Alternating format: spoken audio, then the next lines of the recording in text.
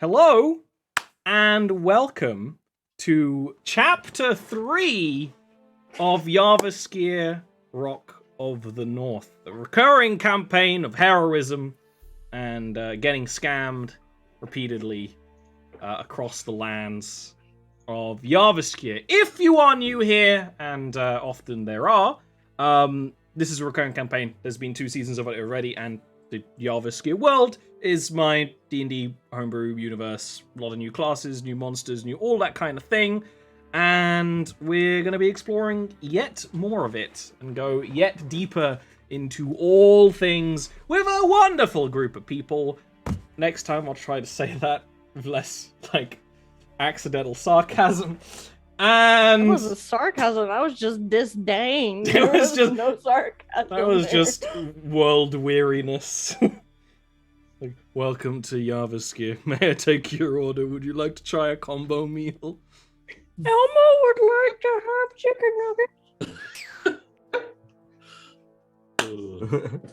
So, being that this is Chapter 3, we have a little bit of recapping to do. I'll do a very, very quick recap of Chapter 1 and then Chapter 2. Chapter 1 of Rock of the North was all about the gate that sealed the primordials away long ago. The party was brought together over an unrelated quest, really, and then all of the webs connected to a stolen key that would open only part of the gate, but if left unchecked, would cause chaos and just elemental destruction to the world in which these people live. And there was great heroism. The gate was completely destroyed, and its key no longer able to reopen rifts into the primordial prison. After that, a little bit more personal work. The people that have kind of sponsored your adventuring, the Sun Elves, gave you a flying tower named the Rock of the North, which allowed you to travel across the lands, searching far and wide, etc., etc. One of the things was discovering a civilization of fire giants that are slumbering beneath the earth. Their leader was trying to awaken them for war. You stopped that, but the fire giants will still wake up. And Snow, a member of your party who is at least partly a giant, promised to help them. But first, you needed to continue your travels and found links to Peep's past. Peep, the little kobold that was not of a kobold family, but a family of humans who were tragically set apart and many killed. Peep found his mother, who was in fact a bandit captain, and found out that she was indebted to a loan shark kingpin known as Agahast, who worked out of the city of Velheim, which is where Adelhard is from.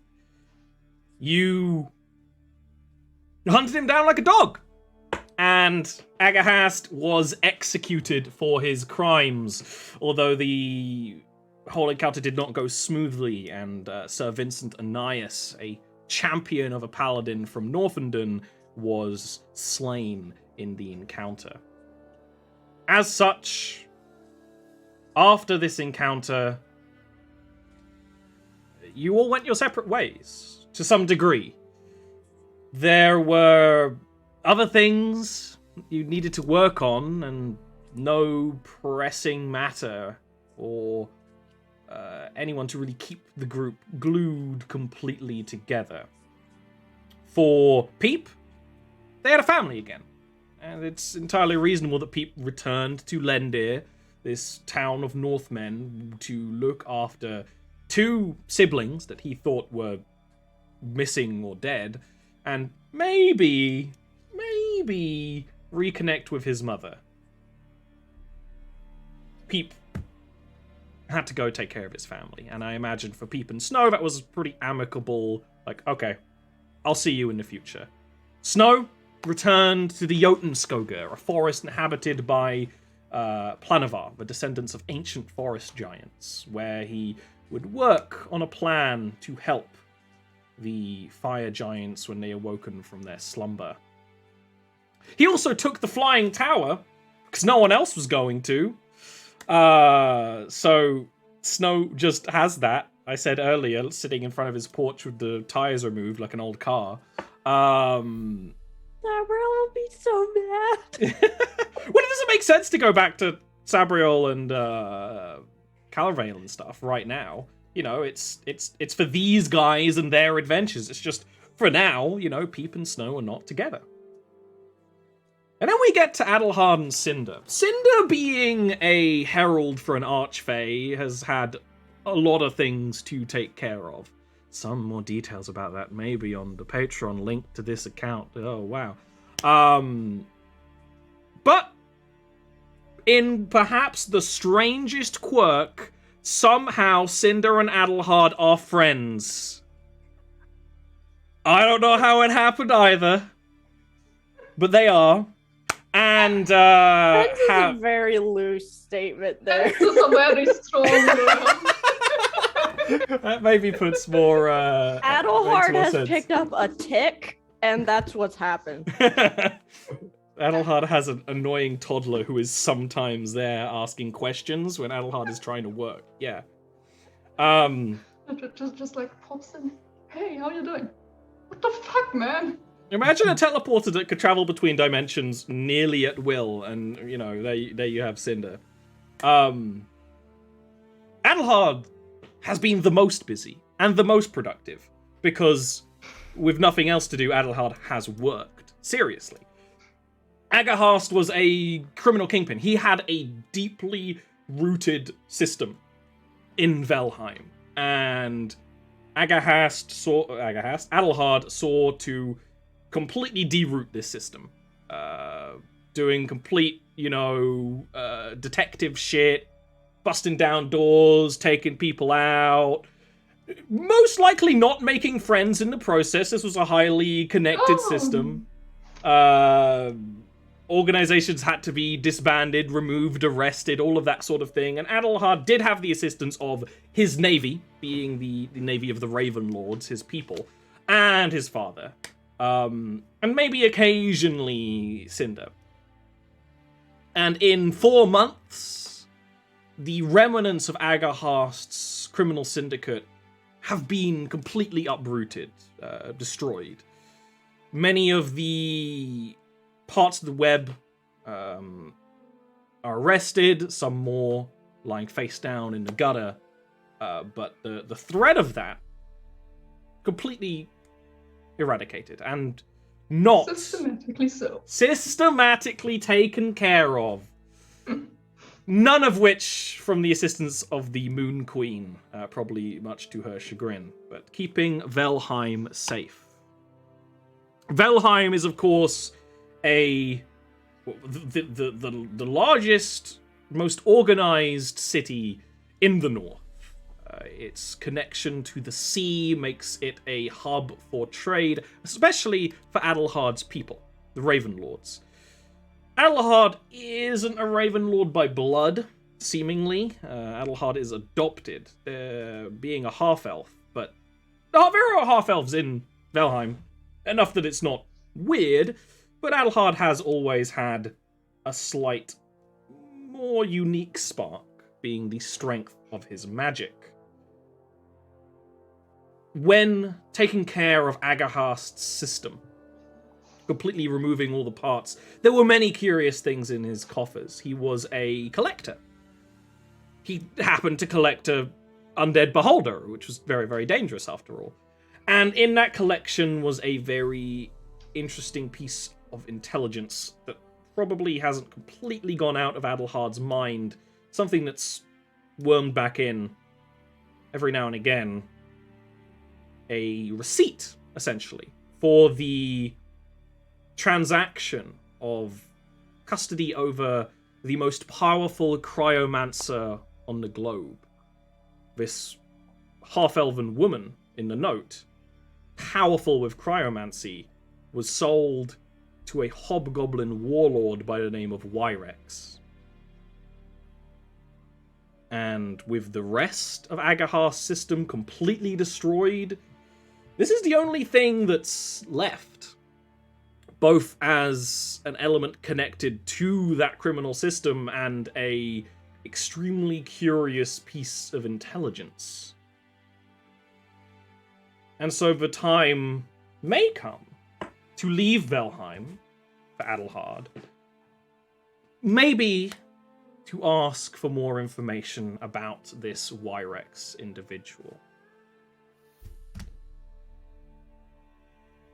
And of course, like many other times, Cinder comes and goes like she pleases.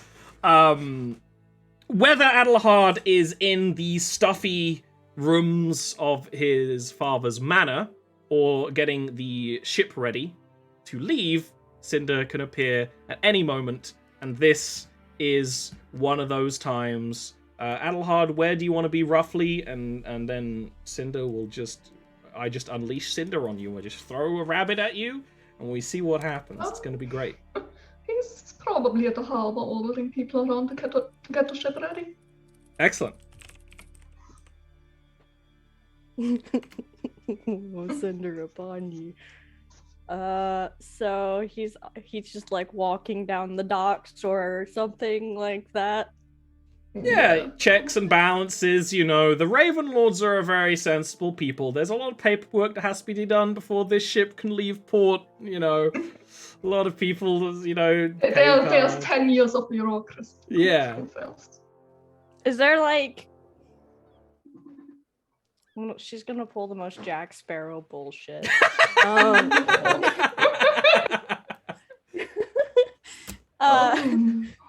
So Cinder's been with... I'm having a moment, Ollie. What's her name? How I had to do this, Hadrian.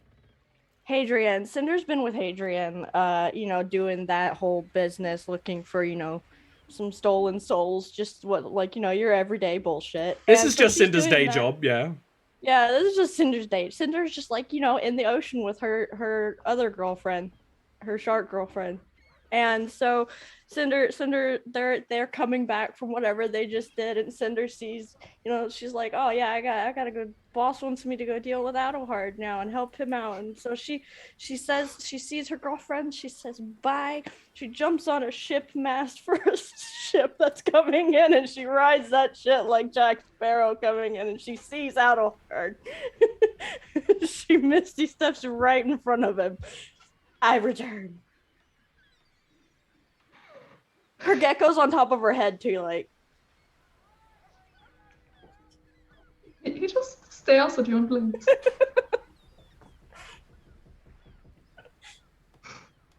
Okay, so where are we going? We? Mm-hmm.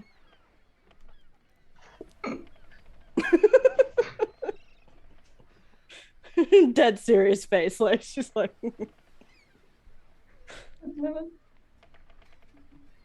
I told you when I was here like 3 days ago that we were going to do the thing, and I don't know what the thing is, but we're going to do it, and we is you and me going somewhere else. Yes. Mm-hmm. He nods and is like, get involved then. She starts skipping onto the ship. There is a slight disruption around the very neat, well-kept Ravenlord He's docks. also going to call up to someone working on his ship currently and is like, watch her. Yes, my lord. Very kept, try to shadow Shadow the shadow. Shadow the shadow around. Shadow the Horizon Walker Ranger. I think that's gonna work. Who can disappear in shadows. I feel like if anything, from what I know of Cinder, that would just be like an invitation to play hide and seek, basically. On a ship. There is a ship anchored that Adelhard's been getting ready. A ship with a very tantalizing name that will go down in history. The SC-188. She's a beauty. It's a romantic ship name. Cinder's gonna walk over to skip over to the side of the ship. She's gonna look at the one following her, do this, and then she's gonna look down at the ocean, wave at the water, to something that's probably not visible to anybody else, and leans back. There is Cinder can join the ship, and it's clear that the SC-188 is going to leave soon enough. A clipper ship, a narrow trading vessel. I imagine you probably are loading on some trade goods just for the sake of it. Like, okay, you're traveling to somewhere that doesn't have a port, theoretically. But, you know, when would Ravenlords turn down the opportunity for a trade deal? Never. And so goods are being put on some small boats and just roll. Yeah. And all the crew who are getting ready to leave, you know, there is the very polite, you know, they're going to leave their family for months on end. They're saying goodbye with a firm handshake between husband and wife and turning to leave. And all of that. It's clear that this ship is going. And if you're trying to travel in the north of Jarviskjir, around this time of year, it is the first blush of autumn, but winter will come soon enough. The only way to travel is by a Ravenlord ship. No other ship can handle the ice. No other crews know what they're doing in the cold, despite having no magical resistance to it or anything like some of the other species around. The only way to travel is a Ravenlord ship. And so, yes, sometimes there are people offering to apply their trade on these vessels. Cooks, artificers, to work as a ship's engineer. You know, most people are usually Navy approved. And a lot of these people trying to join a ship, they don't usually look like they'd be the sort to fit. But there might be someone else in the crowd trying to get onto this ship. And if there is, they can introduce themselves with a little character description.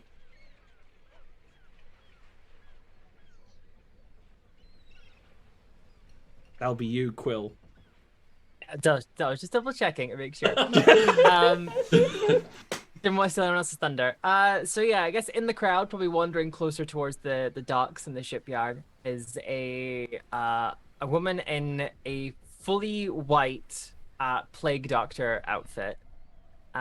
Mask, hood, all the rest of it. There's lots of like buckles and straps where everything is like kept all sort of close to the body and tightly on to keep it all sealed up.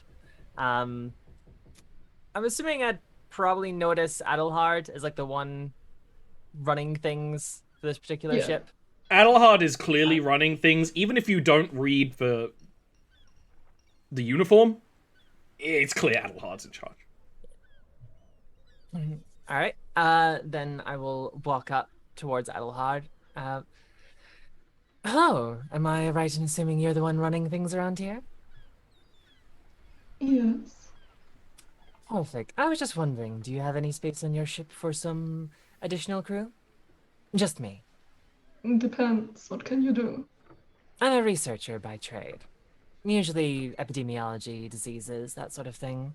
But I have a wider range of knowledge. Interesting.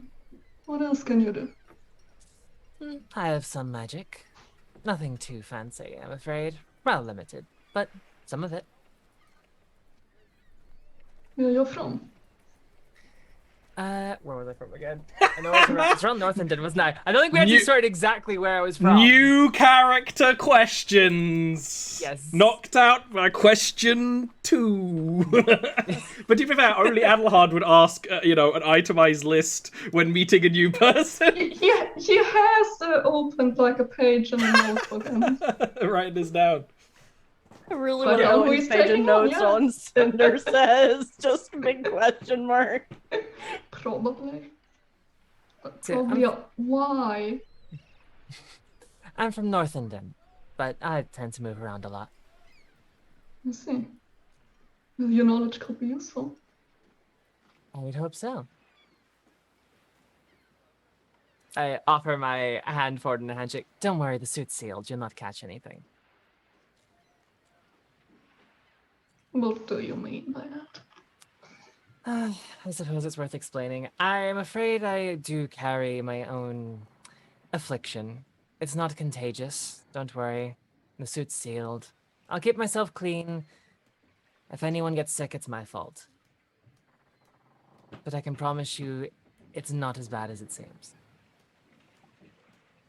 Welcome on board. Thank you. Offer my hand for a handshake. You can He refuse shakes if you your want. I hand. completely understand. There we go. Wonderful. I look forward to being of service. Oh, where are my manners? I forgot. The name's Jensa Harrowbrook.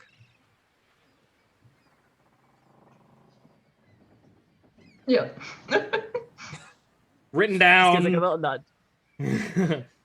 Nod to the ship. Going right back to the other busy world. Yeah, all the busy work of the ship, which means you are free to be alone with the people of the ship, including one of Adelhard's men trying to follow around after a extremely strange-looking creature.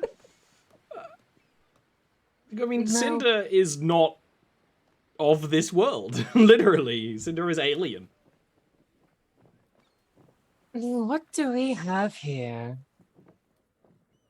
There's like one of Adelhard's people like trying to like pick up all the things that have been thrown around and all the stuff, and they're like, I'm on charge of it. I'm in charge of it, Mum. Don't worry.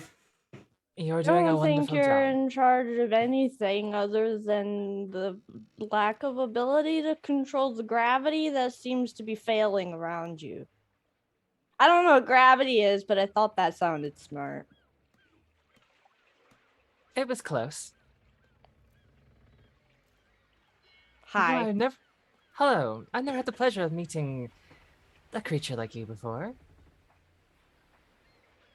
She lifts her hand up dramatically and puts it to her chest. I am Cinder. Cinder. Lovely to meet you. Jensa Harrowbrook. I put the hand forward. Are you a flesh bag? She, I like, am. Sadly so. points. It's hard to Oh. tell under all this leather, but yes. Just... You'd rather not see what's underneath the suit. It's not very pretty, I'm afraid. I mean, I don't think anything's very pretty underneath the skin. It's usually kind of gross. Fair enough. Maybe you won't be so At least with surprised. you then. flesh bags. You flesh bags don't. You're not pretty when you bleed. It's like this weird, icky, gross red shit. It's nasty. I don't like Oh. it. It is. Sadly, a part of research, I'm afraid. Hey, what color does Cinder bleed? Because we've seen it before. Teal. Sparkles. Teal sparkles. Literally. I imagine it's kind of like oil on water, which is like a rainbowy kind of thing. It like unironically, Fae have glitter for blood, and Cinder's is teal. When Cinder has been injured, glitter has come out. A sparkly kind of dust. But not bleeding right now. No. I would I- hope It's not. an eco-friendly glitter. It is extremely eco-friendly. This is the way the Feywild works. Wait until Fucking Adelhard gets there sugar and is someone describes it, explains it. It's just fucking edible sugar. is It's all just it is. it's the stuff you get those sweets that you dip in, you know. It's that stuff. I don't know what it is though. Stuff that Oh, kids the would salt snort sherbet in the thing? playground because they're crazy. Like The sherbet? fun dip things. Sherbet, yeah, like fun dip Yeah. sherbet. Oh. But no, she looks like she's probably acting a little more ditzy than she probably actually is. So So, what brings a being like yourself aboard a vessel like this? I'd have thought it'd be quite boring. I got things to find. Same as me then. Plus, I kind of like that one. He doesn't like me that much though, but she points that out hard. Kind of look back and forth. I can see why there's a disconnect. Yeah.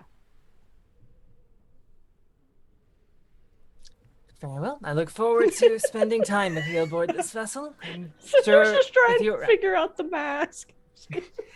Is that face sure or mask? this trip will be anything but boring. I mean, nothing's boring. There's sharks in the water. I don't think I've ever seen a shark. Cinder just smirks. I've seen many sharks. There's one shark I like, and then there's this really big giant shark woman. She gets really angry sometimes, though. She's huge. She's like a dragon-sized shark. It's just like shark and woman, and just she's like doing this. The navyman who's been over like nearby is just like turns to Jenna and is like, Captain Adderhard has advised us not to listen too closely to anything. Admiral, well, you're also captain of this ship while being an admiral. Has advised us not to listen to anything she says too closely. I can see why. Yeah, stick your head in the dirt and pretend the dragons don't exist. Got it. Flashbacks. She like skips off to the other end of the ship. Are there private quarters on this vessel? I'll ask the guy who's been chasing after Cinder. I think there is for Adelhard and probably not for anyone else. Right. But given this isn't a massive ship, he has captain quarters and that's it. All right, fair enough. I'll make do. Thank you very much. Okay. Soon enough. Any other checks and balances you want to do, Adelhard? I think he's good. Cool. I mean, this kind of thing is very natural to you, right? Or the organization. Yeah, absolutely. All of the crew can be put aboard and the ship can be made ready and you can start sailing. Your destination, Jotunskoga, which involves going around the subcontinent of Ofenfur. It is kind of up to you if you want to stop in Ofenfur along the way. There is... No, it's a silly place. Okay, yes, see. And straight trip around the subcontinent. Like I said, it's the first blush of autumn, so travel is not too difficult. Autumn and spring are largely considered fairly safe traveling times in Jarviskjir, but by sea at least. And you can start your journey with no real issue at all. You know, you can catch the wind, travel quite fast. This is a very short journey, so I'm not going to make you need to do any kind of like checks for it. This is a short enough journey that, yes, Adelhard knows exactly what he's doing, orders everyone around, the crew behaves themselves.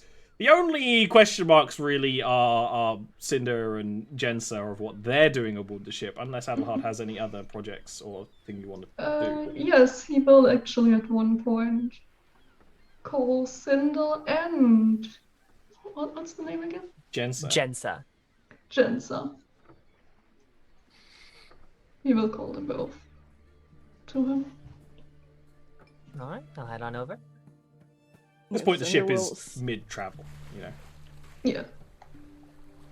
Cinder will skip on over. She's got a piece of, like a notebook or something in her hand. It looks like she's making star charts.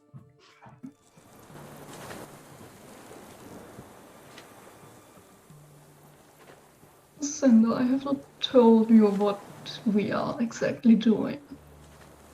And he looks to Jensa. Miss Hodderbrook, your skills may come in useful if you wish to join.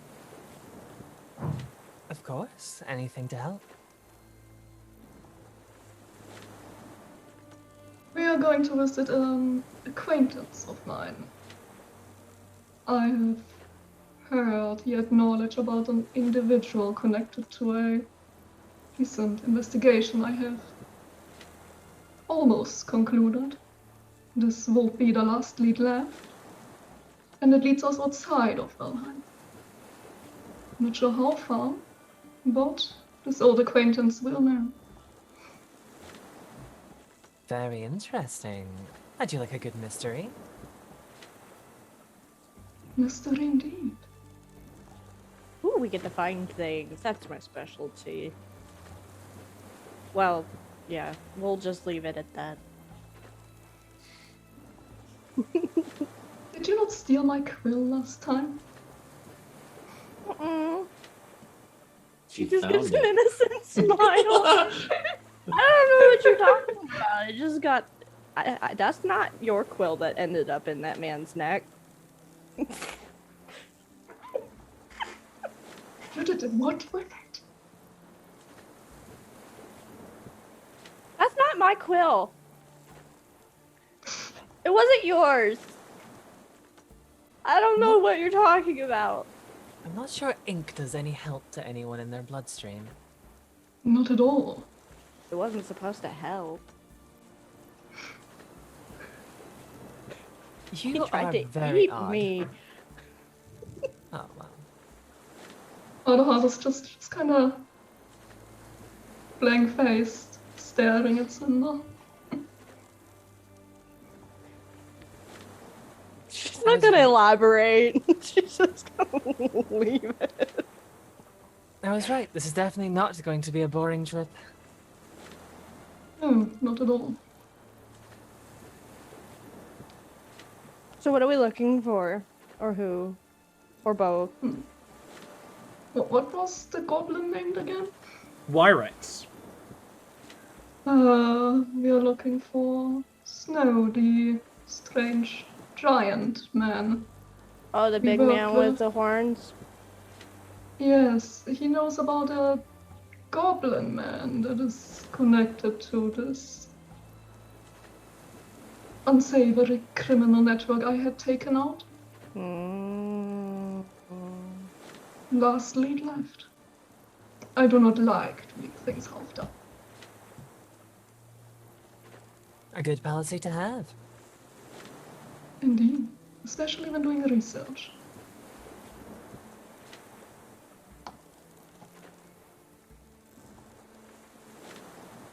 If I may ask a unrelated question. Is there any private quarters to bathe on this vessel? If not, I can make do, but I would prefer it if it were possible.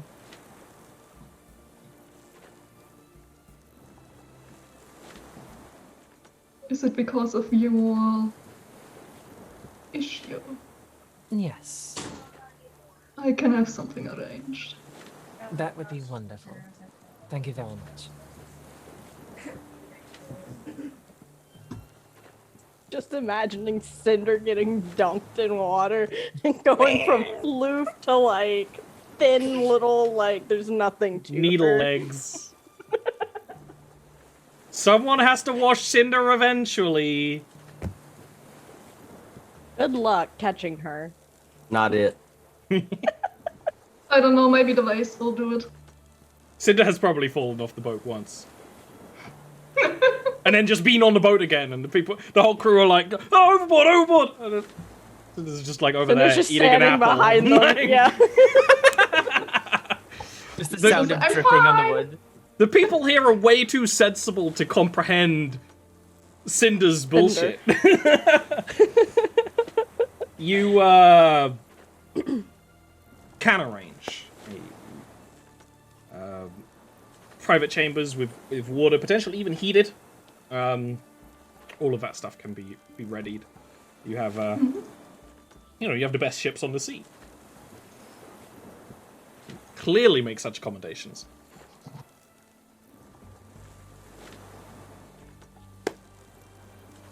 So, it's a comfy voyage. But going towards a place that doesn't have a port, not usually the kind of thing Ravenlord ships do, although I think Adelhard probably has been on, like, exploratory trips before. There are more islands in this corner of the sea than are on most maps. And knowledge gets forgotten as well, and things need to be rechecked. You easily travel over a period of like 4 days, really. And it could be faster if you were really, really pushing it. You make it from... Then you need to push it. Not really. No. You make it from the city of Velheim all around the subcontinent Ophir and reach the channel that goes around Ophir. You pass a series of mountains, the tallest of which being the Virgin Mountain that is important to these Planavar who live within the forest, and below it, nestled very comfortably in this mountain range you're seeing rise from the mist, is the Jotunskog, a forest of giants. It does have parts that are bordering the sea. These are actually parts that Snow told, like, Peep and Vincent about quite a lot. Ironically, not the 2 party members who are still here, but these are the areas that actually were attacked by hobgoblins. Areas where there is pebbly shale beaches and then suddenly just massive gnarled trees that are clearly more magical than not. Trees that have outlived civilizations and kingdoms, and warding stones put up by the Planavar people who live within this forest. There are small, like, wooden rowboats and things nestled on the shore, but it does take a bit of effort to anchor and disembark from a ship safely in this kind of area, but it's nothing you can't handle. It takes a little bit of finesse and finagling, but you can ready yourselves, keep the ship safely anchored by the forest's edge. Oh no, I will just have it anchored, like, in the ocean and row over with a small boat. Yeah, well, you're Okay. You're in a channel anyway. If you were in the ocean, you'd be really far away. Okay. But yeah, you wouldn't... You could absolutely be, like, okay, comfortably in the channel and then row over with the 3 people who are probably going ashore, which makes sense. Alright. 3 of you, Adelhard, Cinder, and Jenza, can row towards the forest and get up close to this place, to the massive trees, all of which, those that aren't evergreen, starting to turn a little yellowish with the autumn that's threatening to remove all the leaves from the trees. But first you have to find Snow and Snow's people. And I actually think this is probably a good place to move the camera over. Because there is a village of Planavar within this forest. It's in a valley. It's a place that some of the other party members have spent a lot of time in, and it's a very nice, comfortable place where the Planavar people live quite happily. But there's also a lot of them who live in different parts of the forest. They don't all live together. There are mini villages and places where families are. And sometimes there's just a loner who lives out in a comfortable little cottage or shack far away from everyone else.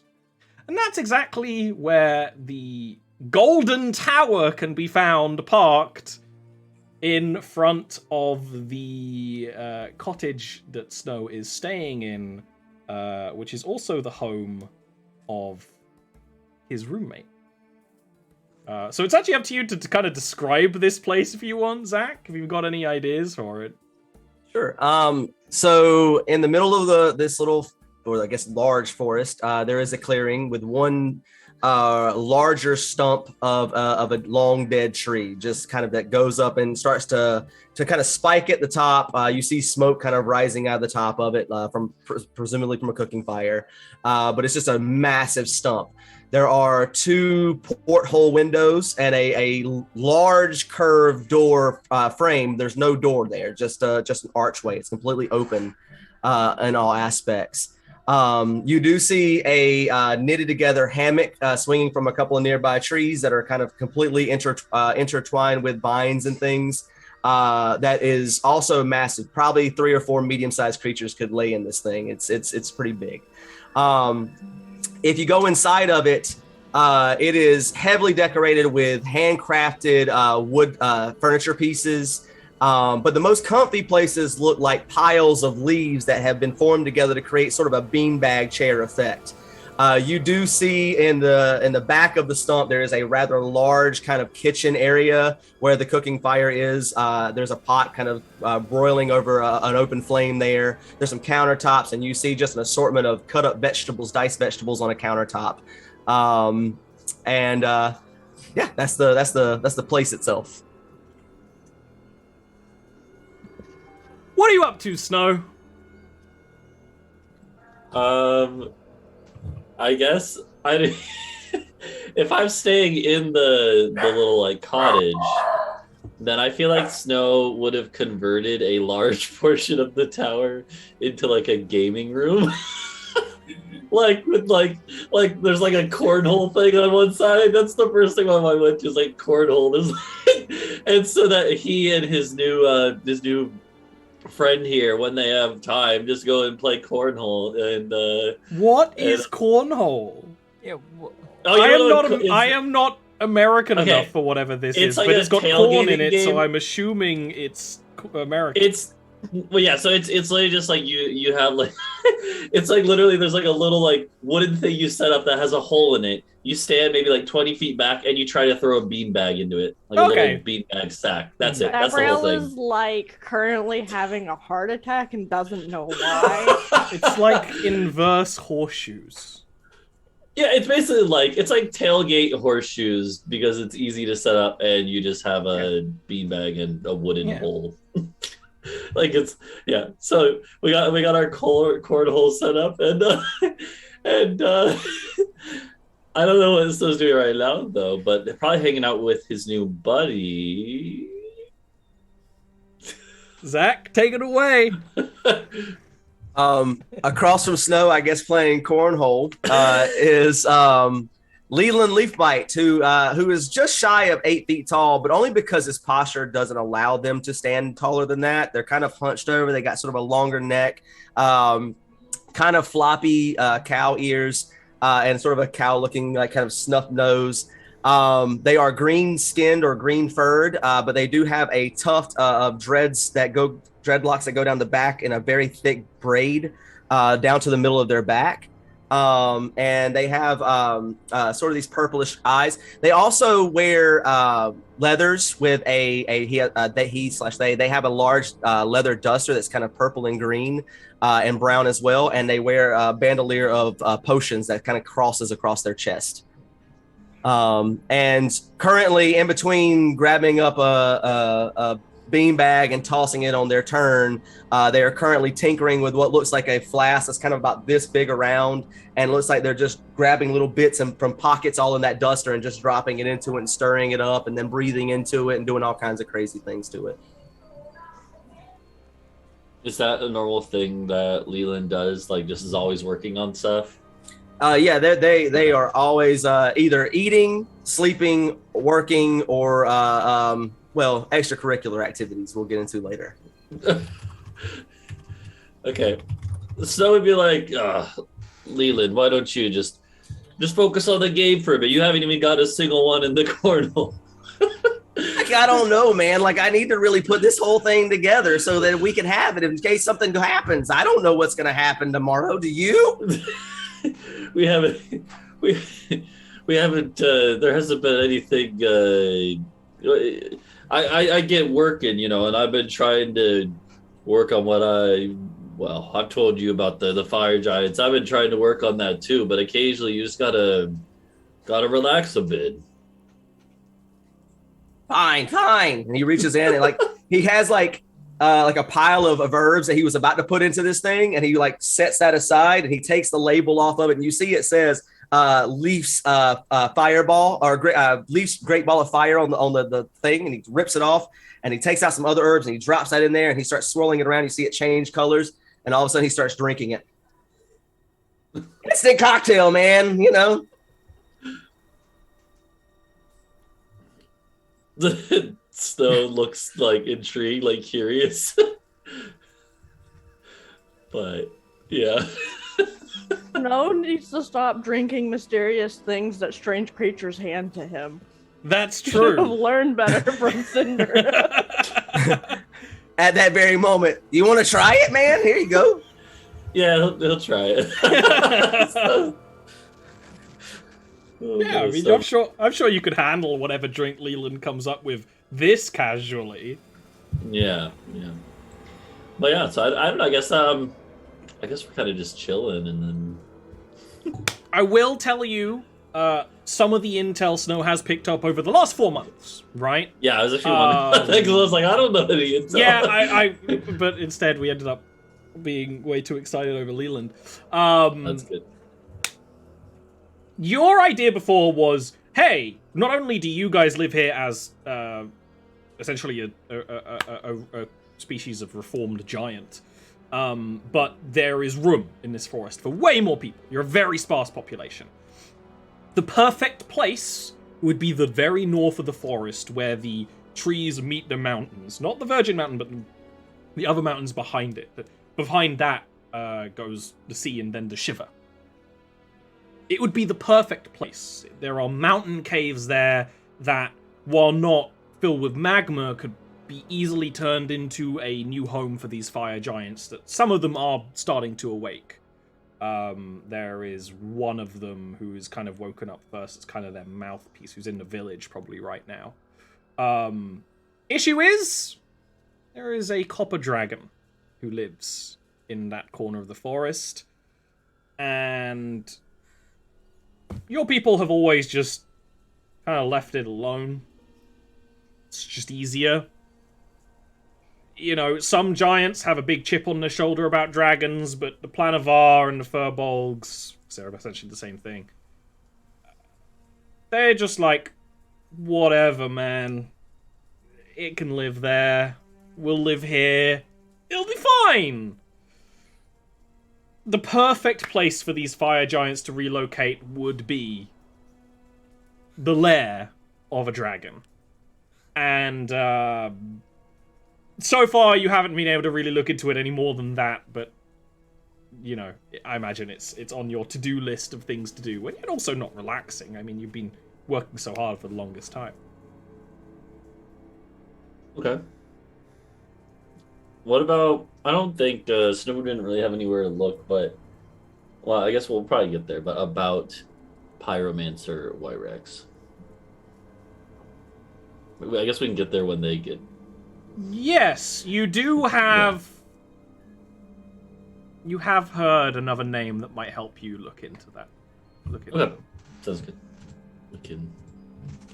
So we can wait on that. Yeah, it becomes relevant. That's definitely been something that has come to you in the last few months, because you know you've been back, and the issue with the Planavar is that they're never really in a rush to tell you anything. So like, probably a couple of days ago, they're like, "Oh yeah, we heard about so and so," and it's like, okay, it's been for months. Gotcha. Okay, but I guess yes, go ahead. I guess, like, what would this be in, like, the morning, or what time of day is this? Late morning. Okay. Because I guess Snow would be like, you know, maybe, sorry, is that your character's name is Leland? His name is Leland Leafbite, but most of the people that know him well call him Leaf. Okay, Leaf, got it. Okay. So he would, Snow just looks over at Leaf and is like, I think I'm gonna go into town and talk to the elders. Gotta get to work on this whole dragon thing at some point, but you want to come with, or? Like, yeah, man, I've been like making stuff to like do something with. I might as well do it, you know? Hold on, let me get a few things. And he bolts back into his stump and just starts like rattling around in there, and you hear him like breaking things and just and like all kinds of things happening. And he comes out and he's just got an armful of globules of different liquids that probably if any one of them broke, it would be catastrophe. But if all of them broke, the end of the world might happen. We don't know. They just start putting them in pockets all over their body. Like you're really surprised by the amount of pockets they seem to possess all over them. And then once they can't fit the pockets, they start hanging from the bandoliers that are across their chest, replenishing that. Snow's like, well, why don't we, let's just, if you're going to take all that, let's just take the tower. And you know what? I haven't used the kitchen for anything really. Well, you can just set up your shop in there. I don't think Sabriel would mind. Sabriel will probably understand. All right, man. I can make you some killer dinners too, dude. Sabriel's gonna have a fucking aneurysm. And so Snow like goes in there and he like points out to like a whole section of the kitchen. He's like, yeah, just put your stuff down there. Make sure it's a little secure, but honestly, we've never crashed this into anything. It'll be fine. He'll take a bag off his back and just like turn it inside out and just dump a bunch of like leaves all over the floor. And great, that's where I'll sleep then too. Yeah. Hey, Goldie, could you start booting up the tower? We're gonna head to town. Goldie walks in, who powers the tower, and like a centipede crawls out of the leaf pile, and he just looks down and is like, affirmative. Oh, Goldie, you've broken him! Hey, dude, I'm gonna like make a sandwich. Do you want one? Are you talking to the robot? Oh yeah, are you talking to me or to Goldie?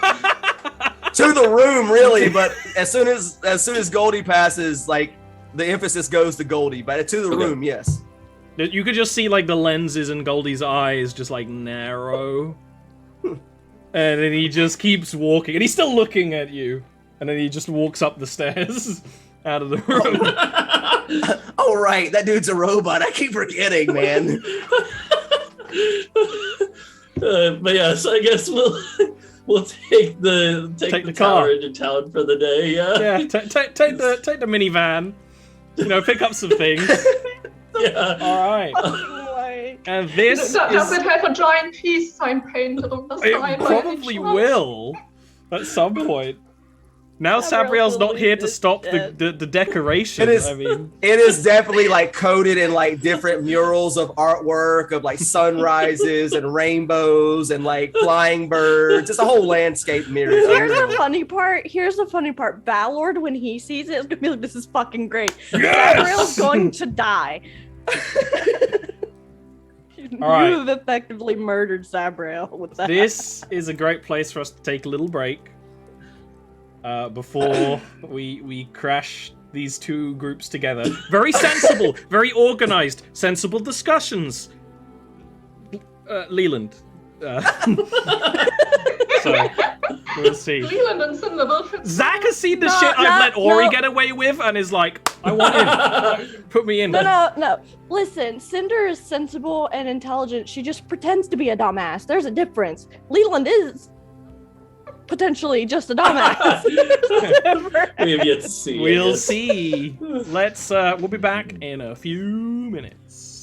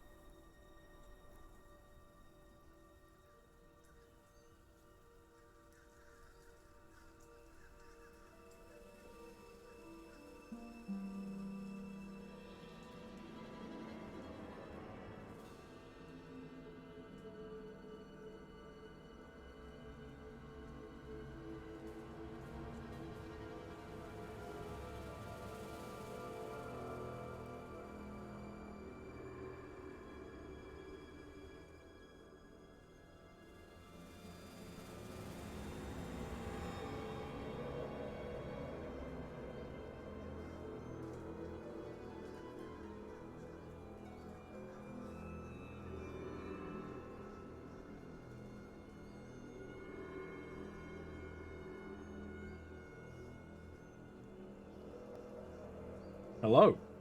Welcome back. For Adelhard, Cinder, and well, here's the question actually. How are you three going through this forest? You know that Snow lives here and probably is here. We know where the village is because we've Yeah. been there. Great. And Cinder's Just follow probably Johnny. like, doing her job and tracking through and talking to the animals. That's what I wanted to check. You know, how you go through a forest is very important, especially one as twisting and cold as this one.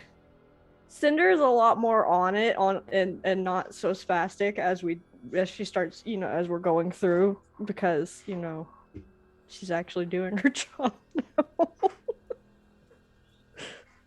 For Jensa, perhaps, this forest is definitely one of the ones where it's like, okay, yes, there is magical influence of a kind. The size in which mushrooms are growing on the sides of trees, and the very way the trees form, and if you pay attention, you can even see giant runes or tableaus carved into the bark in certain places. And if there was any doubt that you were going to the right place, as you get close to the Planavar village, you can see the tower, glittering gold in the sky, coming down to land in the valley that the village is within. Which means either Snow is right here, right now, or the tower's been stolen. One or the other. Both are equally likely, by the way. Yeah, who knows? With all the critters out here. It So wouldn't be the first time that it's been taken for a drift. So. No! the other one was taken for a drift, not this one. This one is Oh. innocent and baby. No, this one was stolen. It has Oh been yeah, taken for no, the the drift. Moon Queen stole it. Remember, The Sapporo Moon got Queen mad. stole it. No, Snow gave it to the authorities I didn't know. I under Moon commissioned Queen an false stole it. upgrade. pretenses. I commissioned The an Moon Queen upgrade. stole it. It was absolutely given, was theft. formally bequeathed to the appropriate authorities and taken care of. It was Yes. stolen. And I'm sure this tower will be stolen many more times before this campaign ever ends. Will this be a running joke? So I'm still here for it. Where's We'll the see. rock? I can't find it. So you guys approach the Planavar village to re-describe this place, because it's been a long time, and it's an important little place, and as new folks, the Planavar are the descendants of forest giants. Many of the old giant people have changed over time, especially those who don't live in a very giant way. And forest giants were always slightly different anyway, which leads to the Planavar being very different people. Many of them look almost ogre-ish. Some of them have the very strong animal features like Leaf does. Others look more like an Oni, with horns and fangs and things. But they're all big, bulky, usually green or teal-skinned, and despite looking kind of scary, very lovely, very happy. There is a little bit of music flowing from the grove, the village. People are having their food needs taken care of in the village. There are bowls of soup being prepared by the soup uncle. There are mugs of light ale. There's like kids running around chasing each other, chasing, bugs and things. It's a very gentle and whimsical place, but it's still very grounded. It's not like the Planavar utilize magic in every single thing, but they're living very in touch with nature, and this is where the sparse communities of the forest come together. I imagine Snow parked the tower right by the entrance to like the tombs that the elders spend their time in, and you guys can assumedly all meet up if you want to. So, Snow, when you leave the tower's front steps, Yeah. here's Adelhard and Cinder and Yeah. someone else. How long is it? It's been like a few months, right? It's been 4 months. 4 months. Le- Okay. Leaf is working on his third like sandwich that's just got peanut butter, chocolate chips, marshmallows, and like some form of Nutella on it, and it's just like got it all in this massive like entire crustable kind of situation. And he's just working on his third one now. When Snow sees them, he would be like, Adelard, Cinder, like just run over to them. Big man. Like, Yeah, what's he- up, man? He'd try to give them a hug. Try to give them a hug if they let him. But when Snow approaches Adelard, it's just going to take a step to the side. Okay. Means the full I'm hug assuming can be unleashed on Cinder. Cinder. Cinder like blinks on his back instead of actually like something like that. I imagine. He tries to squeeze Cinder and give her a hug, and it's like all you hear is like a dog squeaky toy, like squeak squeak, and then she's on his back, Yeah. like squatting down on his shoulders, looking at him upside down. Yeah, and Snow would be like, I have like he would point back to Leaf and motion to Leaf, like, come over here, Leaf. I gotta show you my friends here. Like, yeah, of course. And Snow would like look at them and then be like, it seems like you guys also have someone to introduce to me. Yes, hello, my name is Jensa Harrowbrook. I recently signed on with Admiral Adelhard in their ship. Nice to meet you, Jensa. I'm Snowcorn, but everyone just calls me Snow. And this here's my buddy. We were roommates in the past, and he decided to let me stay with him for a while here. Yeah, and then Snow said I could come with you guys to whatever you're going to do, and I got stuff to like help out. Yeah, his so this is Leland or And I call him Leaf. he'll just walk up and like at each person he'll reach into a different pocket and pull out a healing potion and just walk up and shake your hand. Here you go. Nice to meet you. Thank you very And much. they're still Pleasure to on meet you too. Snow's shoulders. That's not a problem to Leland. These long, langly limbs and stuff. Yeah, it's kind of squat like this, but like he'll reach up and hey, you know, and he'll hand you a healing potion, just a basic standard healing potion. Looking at So- it, contemplating yeeting it to see if it explodes, but then she slides it into her bag. She hands it to the gecko, and then it disappears into the bag. I should mention that each of them have some residue of stickiness from the sandwich he just finished. So there is a little bit of stickiness to the glass, but other than that, it's a healing potion. Adelhard has probably already noticed and taken a cloth and wiped it off. Yeah, Snow would be like, so what are you all doing here? Didn't expect to see you guys here for a while. No, but it has come to my attention you may have information or something I'm looking into. He nods. Because I think he was there when we found out the stuff about Adelhard's mom. I don't think so. Oh, he wasn't? You were on this. You know, it was during the stream, but it was after. Yeah. you'd Okay. gone. Yeah. So okay. In that case, so it would just be like maybe I guess I might. What's up? It is related to the underground network of the crime kingpin we have eliminated. Dude, you eliminated a kingpin, bro? Yes. He holds up a story. He holds up a hand and let me catch Snow up on what happened. Yeah.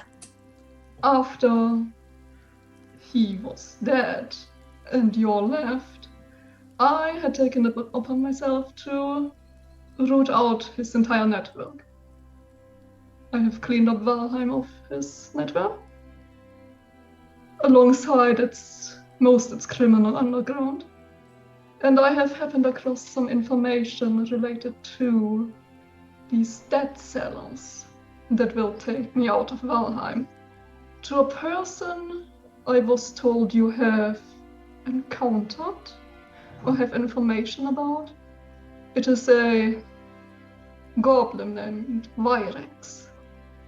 When you say that name, Snow's face Pyromancer. stops being cheery and just goes completely serious.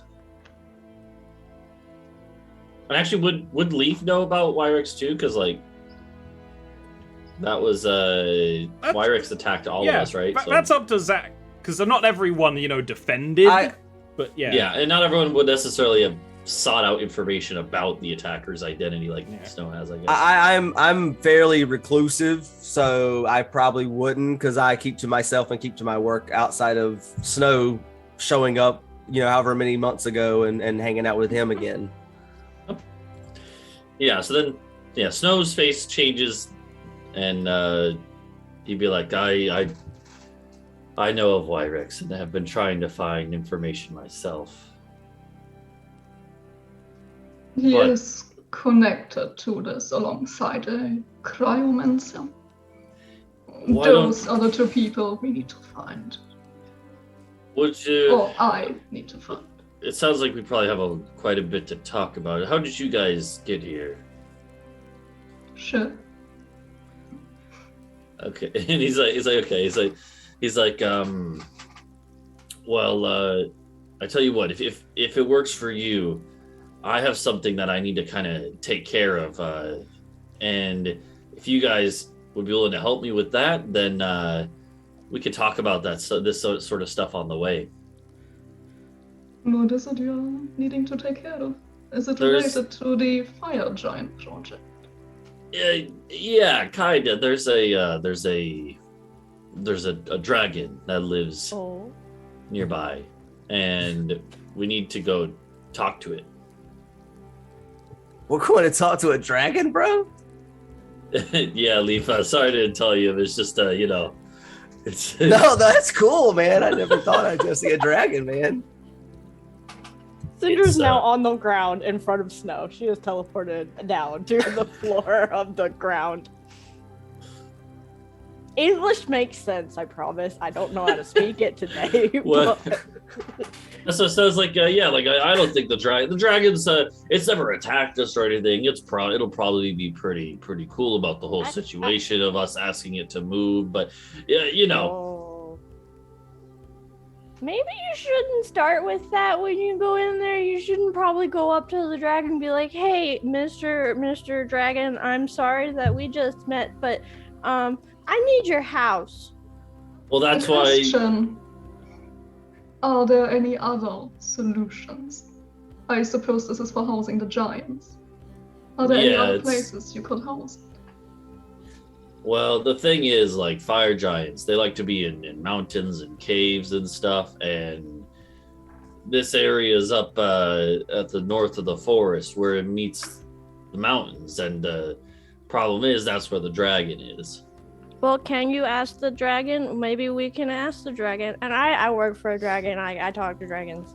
See, this is why I think you guys can help, because Cinder, you know dragons, and Adelhard, you know how to you know diplomacy. But you might also just be able to ask the dragon, "Hey, can you share your cave system with them? Or do you know somewhere else these giants might go so that we don't have to ask you to leave your home," which would be very rude.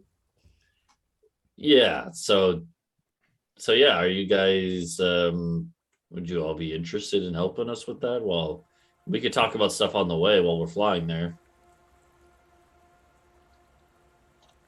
I can make us a killer dinner, man, if y'all are hungry and stuff. I'm sorry, did you just say flying? Oh yeah, the tower here. We'll take it. It's the quickest way around. They got the shiny thing from the shiny elf that lives with Uncle Ballard. I'm afraid I don't know who any of these people are.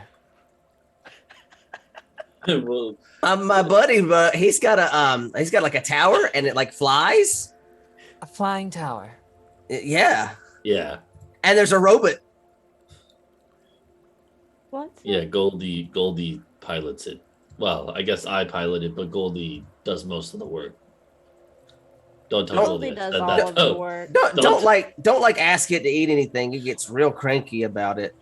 Adelhard looks over to Jensa. It is a strange vessel, but it works. see. Right, well, I guess we fly. Okay, and I guess we all pile into the tower. Snow waves goodbye to Soup Uncle and everyone else, and Wait. Are there the plant things walking around? I didn't get to describe, but yes, there are walking routes in the plan of our village. There always are little bundles of roots and fluffy leaves. You just stealing one? Yep. Okay. do we know what is the dragon's name? I'm assuming we at least know of it. This is probably one of the things you came down here to ask. If you're just going to leave now, okay, you won't get it, which is no, fine. I'll go and ask. I'll go and ask. I'll be like, I'll go over to Uncle Soup. Yeah. and be like, hey, Uncle Soup, you hear things, what, and know stories, right? Oh, I hear lots of things. Hear all kinds of things when you're making soup. You just You ever hear any? Like, speaking of, can I get a bowl of soup while we're over here? Of course. Thank you. Appreciate it. You ever hear any soup stories about the old copper dragon that lives to the north? Old life friend. Yep.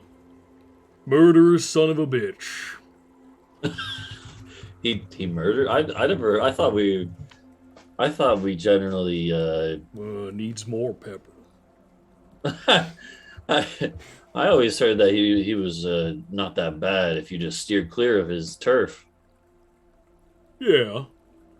Well, then there's always someone goes a-wandering to his turf. That's where the problem is. But ain't no one. Do you know what he in, likes?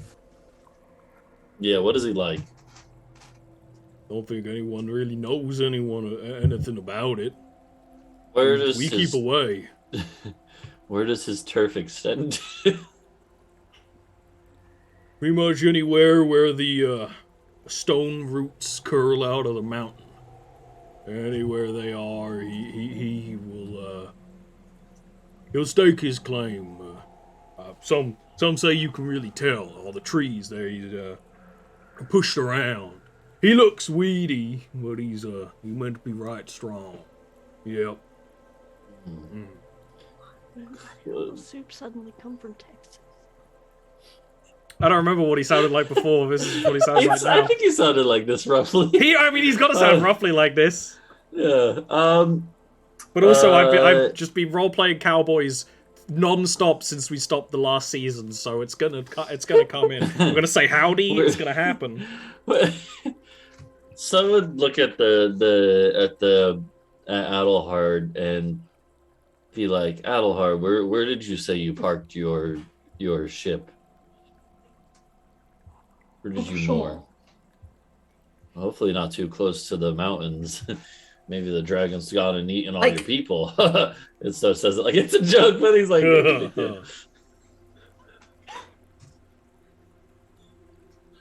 like, does he like collect anything, like, spoons or, Yeah, we got lots of spoons. Sorry, I took my coffee. That was a give a little too dragon much cayenne in that bowl. I'm gonna take that one back. I mean, sometimes folk, they try to cause trouble with a dragon because they usually have something nice. Well, we don't want wouldn't to know. take anything from him. We just want to, ask him to move. Or not. Don't just show up at Perhaps someone's not house and ask ask them him to to move. There ain't been anyone who dealt with dragons in. That is even worse. like, I don't know a lot about a lot, Snow, but that's the second time they've said that. So maybe when it gets time to ask the dragon to move, maybe we let them ask. Maybe I can ask my boss if he has anything that we can give to the dragon as a, hey, can we talk to you first? Because I don't know that just going in there and just bump, bump, bump, bump, bump, up to the dragon, being like, hey, you. And she pulls out one of her swords and is like, time to leave, bitch. No, that's not gonna work. We'll be nice. We'll be nice.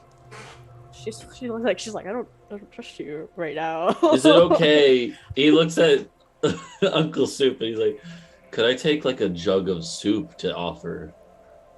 Plan of our soup makes everyone happy. Yeah.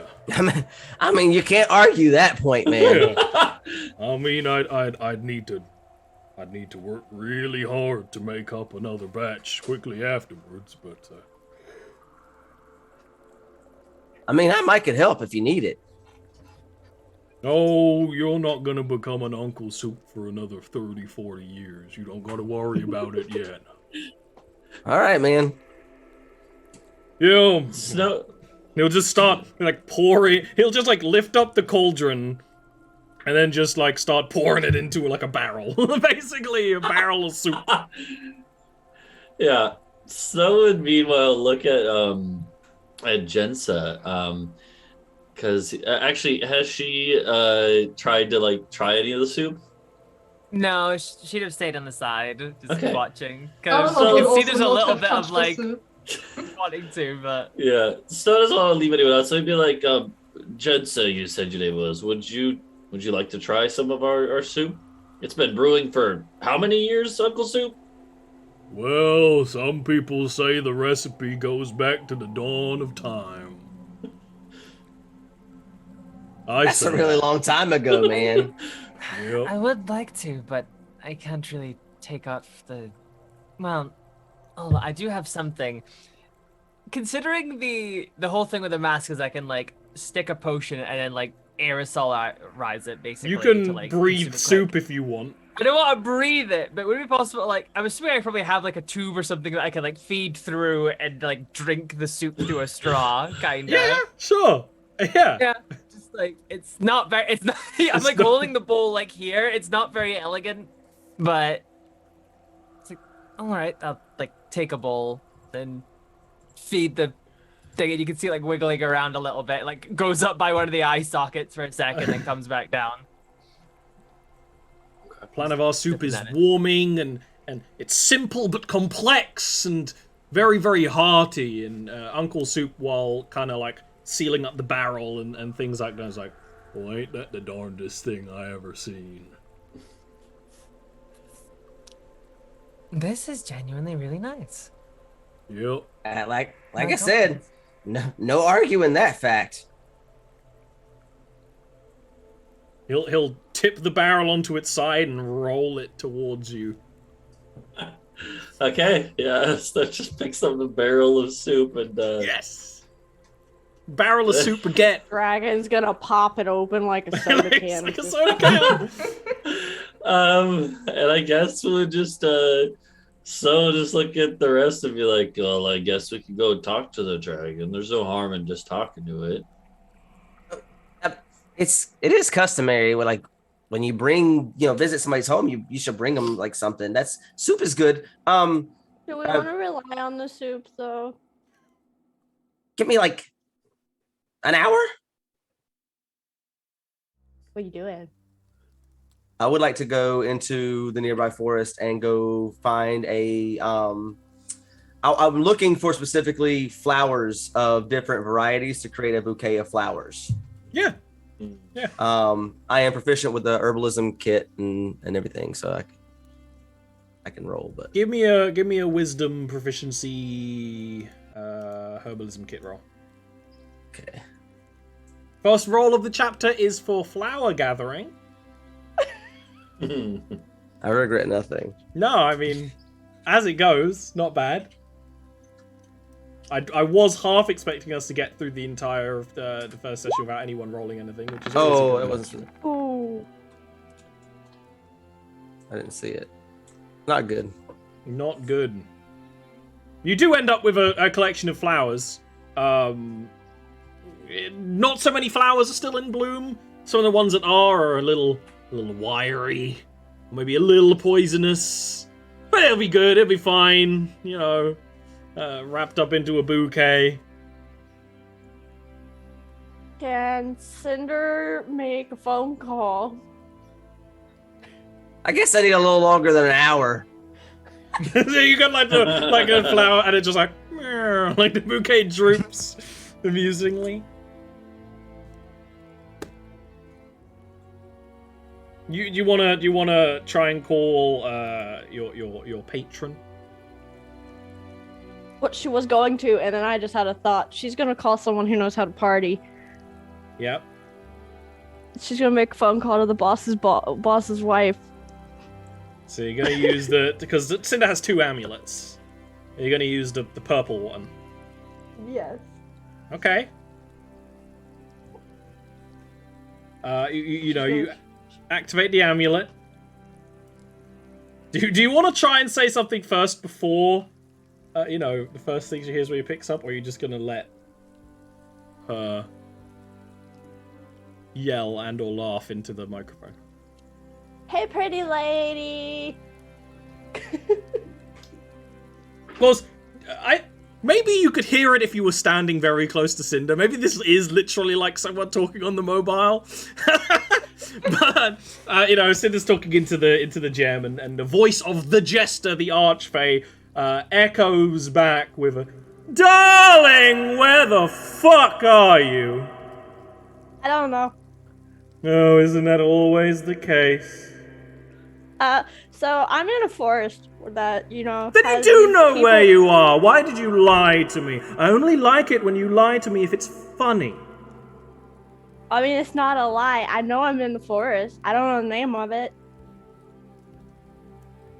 You asked me if I knew where I was. I just said I don't know the name of the place that I am currently at. Cinder. What Anyway, do you so- want? you know how to please dragons, right? And Why did you have to word it that way? I'm in the middle of a very important meeting. I've got you on loudspeaker. Is my boss there? No, but his dad is. Oh, okay. So it is important. Okay. Anyway, you know how to make dragons not angry, and so Yeah. do you have an idea of what we could give a regular dragon? Like not one of our dragons, because our dragons are different. They're better. But anything we can give one of those dragons to make it, not angry? Gold, gems, dances, music, a play written in their honor, starring the most beautiful dancers whisked up from all corners of the world. Yes, I think that would be the most brilliant plan. Please any dragon and settle any furious wrath. What about one that might need to get a roommate soon? Or What? multiple roommates. What? No, we don't do roommates anymore, darling. It's very, very sitcom-y. No. Cinder, I don't know what a sitcom is, but I don't need to know what you and the boss get up to when I'm not there. What? Plays? Plays, theatre, artistry. Dragons are practically members of my court. They respect grand displays of wealth and power and art. Things created perfectly, brilliantly. You just simply need to make one special for this dragon, and they'll be charmed by you in no time. I'm gonna get eaten. Okay. Yes, well. So. These things happen. Okay. She hangs Well, up. we're gonna go give him some soup and a shoe. Neither of them know how to end phone calls.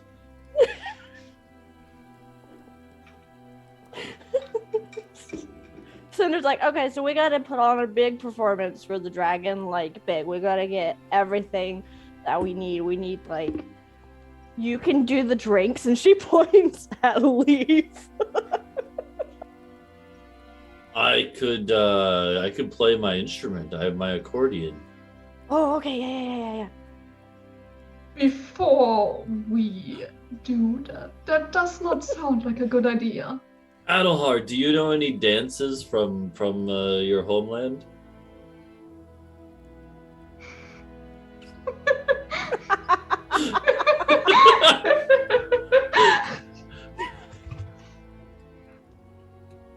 Specifically, any dragon-centric ones?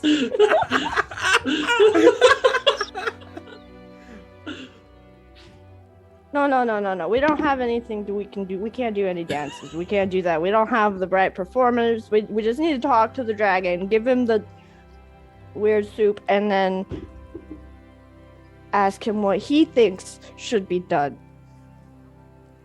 We don't go in there and tell the dragon what to do, because then the dragon's gonna get mad and probably eat you and him first. So then we're going to go and we invite him to speak with us about the issue at hand. Okay. So we send Cinder in alone to talk to him, is what I'm hearing. Oh boy, okay. Maybe I go in and start, and then Adelhard comes in after me.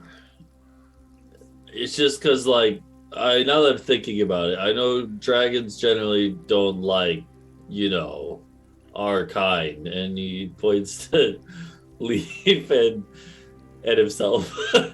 Yeah, but maybe the three of us who aren't big and motions ambiguously to the two giants. Like I can make us look not like ourselves. That would be worse. Now that I'm thinking about will it, most certainly be worse. Especially if it gets detected. We don't want to deceive the dragon. Cinder, you know what this is all for, right? It's for the fire giants. Oh, okay. Yeah, well, Maybe we don't we want to take the shouldn't- dragon out of his house. Yeah, maybe we shouldn't tell the dragon that it's for a bunch of fire giants. We should leave that part we out. 100% should tell the dragon the truth, because if we don't tell the dragon the truth, and then the dragon is like, oh, okay, yeah, we agree to this, I agree to this. And then we get there, and the dragon's new accompaniment, the roommates show up, and they're not like 5 foot tall humans. He's gonna get mad. And he's not gonna eat them. He's gonna find you, and he's gonna eat you. Honesty is the best policy. Or me. Honest. Like he's probably gonna eat them too. Let's be honest. Let's just go talk to him. Oh yeah. Sorry. Ollie, you said that there's actually one of the fire giants is here in the town, the village, right? Yeah. Yeah, like the one that's woken up so far. Is he like? I imagine Snow. Okay, I imagine that Snow had to like fly back because I was way further southwest or whatever, right? Yeah, it was in the Elven lands. Yeah. So it's across the ice lake. So he's probably gone there, but it's only like a few days journey by castle, right? Yeah. So it's not bad. Probably like every few weeks he's gone and checked up on the giants to make sure they're all still sleeping, and then one time there's just one who's not, and yeah, pretty much. Is she like friendly? Yeah, I think you've already gone over it. Her name's Tori, okay. And she understands and is, but is also the only fire giant here, and probably would go back with you on trips to check people, but is also like, okay, you're trying to make a home for fire giants. She can check it out before everyone wakes up, and then help you wake them up when the time's right. Yeah, I'm just making sure she's not all like murdery like the one. No, there was probably that Winter Soldier moment where she tries to kill you, and you're like, wait, I've got to explain, and then she gets it. Okay. She is still slightly murderous, but largely that's been made more constructive, with her helping butcher things or hunt things. Yeah. She's still a fire giant warrior bred for war, essentially, but she is down to communicate and things. Okay. I'm gonna put in my notes slightly reformed the question mark. Well, they're warriors trained for war, and then they were set to sleep. So they were expecting waking up to fight, and then being like, actually, you don't need to fight anymore. I want to help you. She just doesn't really know how to not be fighting. Okay, that makes sense. Yeah. I guess Snow would check on her while we're here, but just like he's not gonna really like bother her with the details right now. He's just gonna be like, hopefully, like just make sure she's doing fine. Yep. Yeah, she's fine. She's usually has the children like climbing over her. She's a giant climbing frame. Okay. And I guess that's about it. I guess we can head out. To the dragon? Yeah. So? I think the plan is we take the tower right to the doorstep up. No. We take the tower close to the Airdrop Cinder. We take the tower close to where we know we think the dragon lair is. Then we like walk on foot up there. And then send Cinder in as a sacrifice. I mean, a diplomat.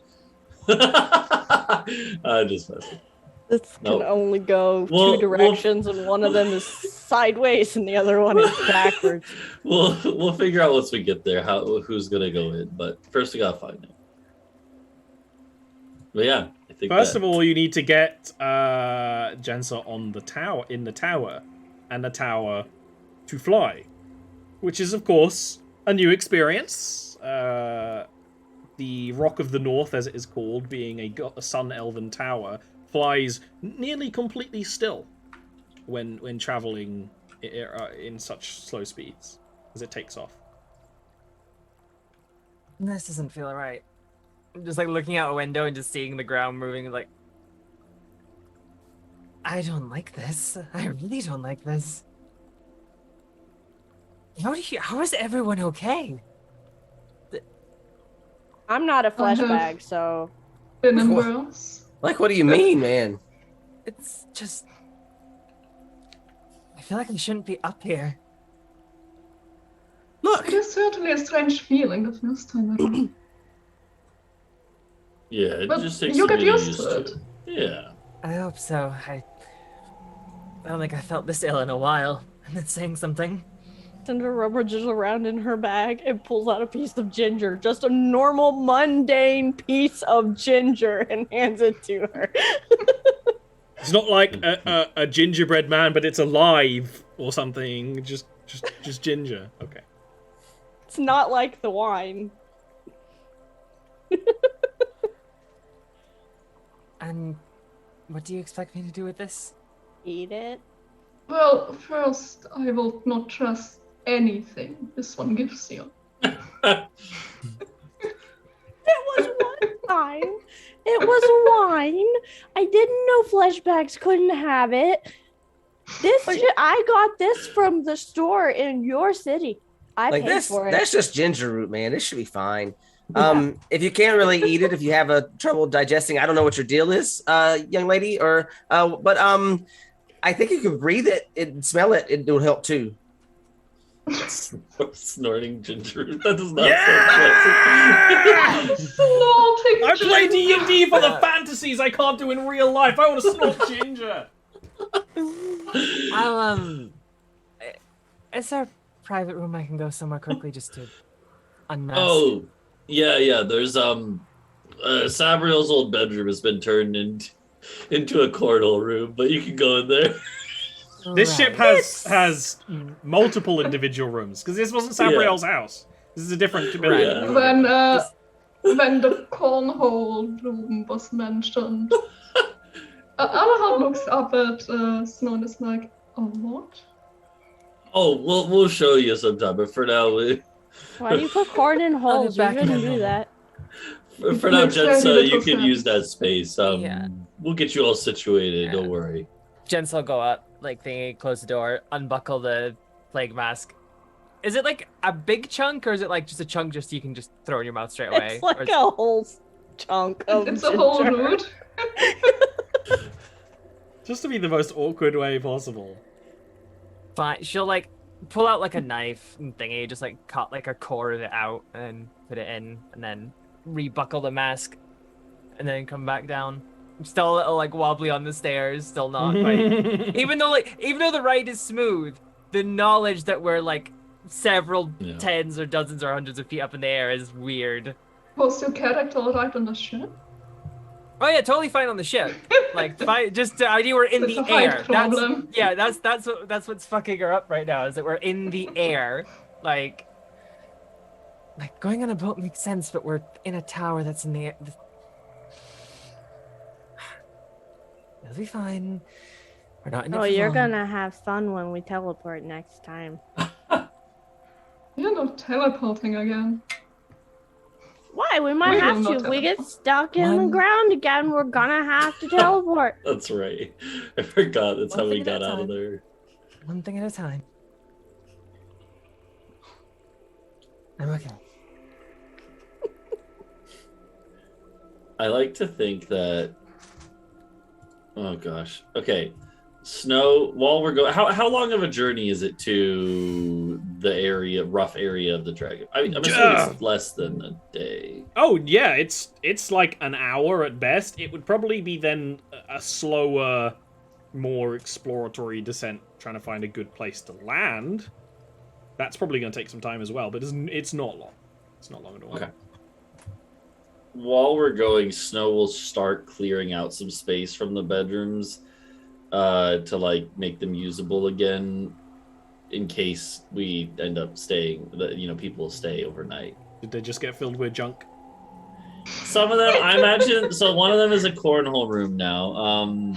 I imagine another one, I was thinking about like what types of things he would want to do, because okay, so Leaf has got all like this alchemy stuff, but Snow would want to be able to contribute something to Leaf's shack. And so I think Snow would have tried to get into carpentry, and he's still really bad at it. He doesn't, obviously doesn't have proficiency in it. But I think he has a room that's just filled with sawdust and scraps of wood everywhere from his failed carpentry projects. So Leaf's been trying to teach Snow for the past few months how to do carpentry work. Yeah. So, but other than that, there's a couple bedrooms at least that are ready, still, in roughly usable condition. I want to say there were 6. There were more than you needed for some reason, just because of the way the layout of the room and whatnot. So you're still you're still good enough. Well, we had NPCs with us too, so we had extra. Yeah. So okay. Clear it out. Yeah, so he'll be doing that while we're on the way. And then, if we still have time, he would want to sit down with Adelhard to talk about stuff. Yeah. So we get, and the rest of the group if they want to be there. But when we get to that point, so would sit down and be like, Adelhard, you're looking for Wyrex. Yes. Well, I have run into some information.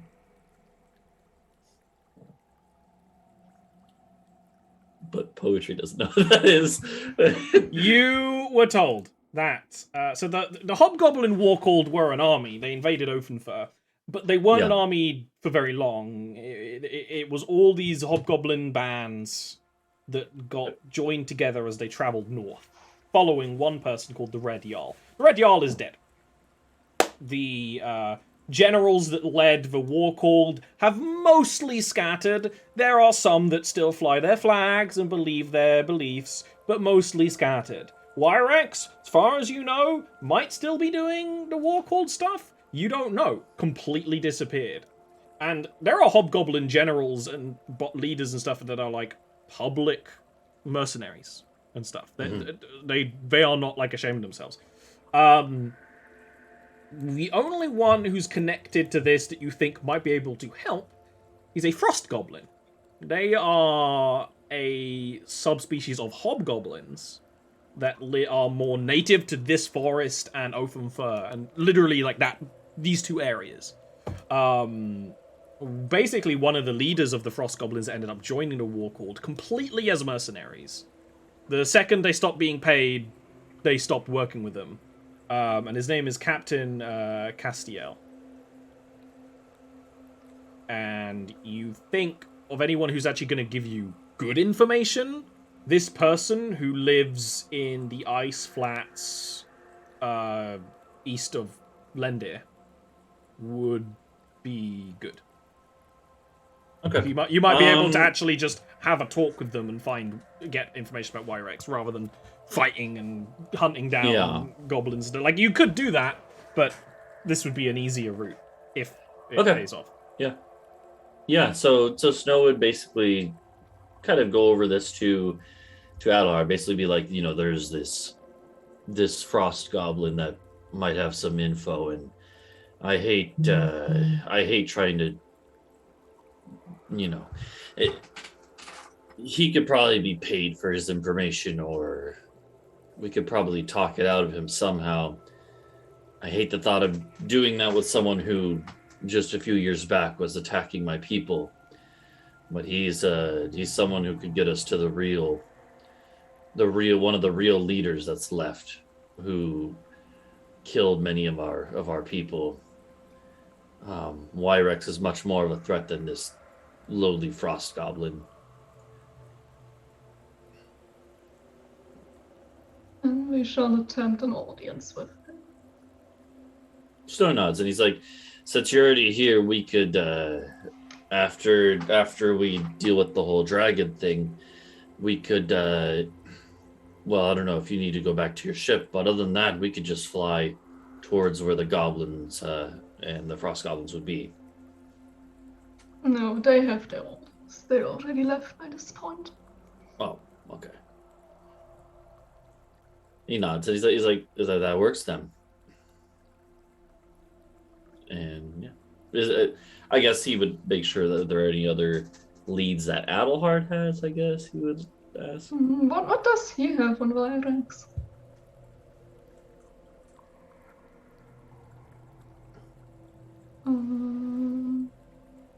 We can't hear you, you're Ollie. muted. No. Luckily, I didn't really get into anything interesting. I was like, I don't think so. Wait a minute. I did that thing.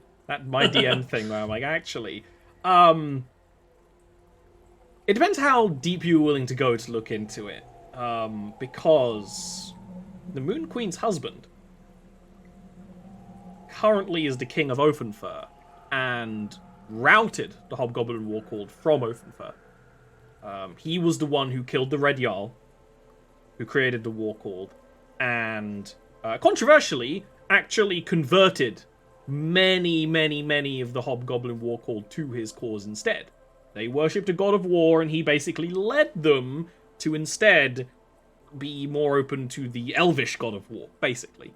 As such, any records from his new mini-kingdom in Oakenfur, there would be records about this. And if you're probably not happy to get intel from the Moon Queen's paramour, but I imagine you would have for the sake of getting information and maybe have some notes and books.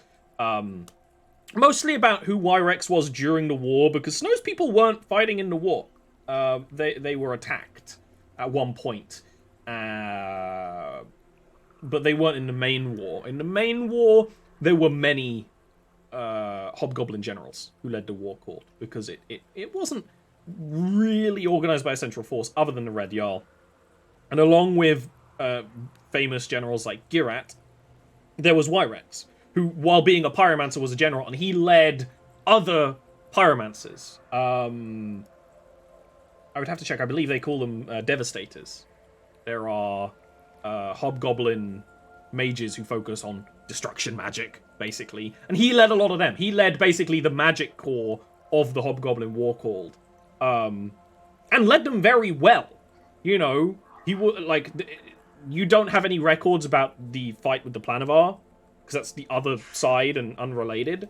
But while he was a general, he was a very scary individual. And like many of the generals, when the Red Jarl died, they disappeared. Either many of them were slain by the King of Oathensfur or just disappeared. And Wyrex just disappeared. It's like it's unknown whether he just died in the mud somewhere, but people are like, no, he's too conniving for that. There were many assassination attempts that he got away from. So he's just gone into hiding somewhere, as far as the notes say. Okay, he will relay that to Snow. Okay. Yeah. Okay. Yeah, I guess it's really one of those things where we kind of just gotta pick up that lead and see what where it information we goes. can get. Yeah. But first, dragon. Yeah. And we can meet this dragon after another tiny little break. We'll be back in a sec.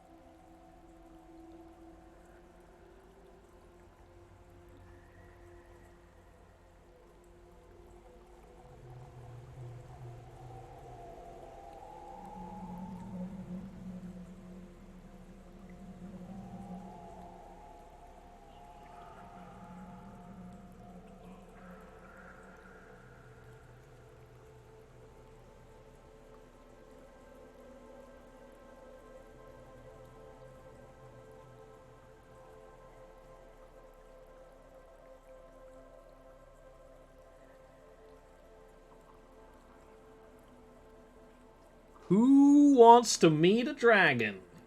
Again, you've met dragons before. Some of you, not all of you. Cinder lives with one. That doesn't count, though.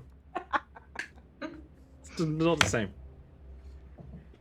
You fly to the north side of the Jotunskógr, where, as Uncle Soup described, roots of earth coil out of the mountains, both natural from landslides, but also petrified trees. It becomes kind of clear, especially looking at it from above as you land the tower nearby, that, yeah, something big does bully this whole region. There's still other wildlife, but there are trees that have been, like, stripped of their bark and knocked over. They're not, like, completely snapped yet, like, as if something is pushing them around and rubbed up against them. Like the territory of a bear, but a really, really big bear. All of these trees near the mountain are like that if they're not strong enough to resist being knocked over, and the mountainside itself, like a great set of jaws, has just this open, cavernous system that you can kind of see into when it isn't overcome by these landslides and petrified trees. It's a very different little spot of the forest. Ship can land farther away from the mouth of the mountain than too close. And you can approach and take whatever strategy it is you wish to take. Like Snow, I've had some time to think about it, and I'm not real sure I want to meet a dragon. I think I'm gonna sit out here outside the cave. If that's okay with you? Well, once we get up there, you and me will stay out at the start. We'll be ready to go in if there's trouble, but I don't think it'd be best if a couple of giants just walk in there. Like, good idea, man. But if the need arises, we need to get in there to help our friends here. They're going to put their lives on the lines for us to some extent. We have to be ready to do the same.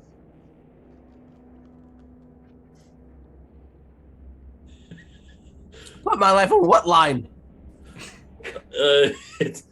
I'm sure it will come to that.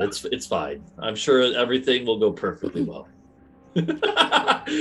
Snow says this, and maybe he believes it at a surface level, but deep down, he knows that that's not true. All right, you say so. And Jensa, since you are relatively new to all this, if you want to stay with us out here too, that I'm not gonna ask of you to go into a dragon's lair. Are you kidding me? Meeting a dragon would be wonderful. The research opportunities alone are wondrous, especially if they can talk. Exactly. So shrugs. He's like, well, I mean, in that case, we will wait outside the giants here, and if you need us, if we hear commotion, we'll come running.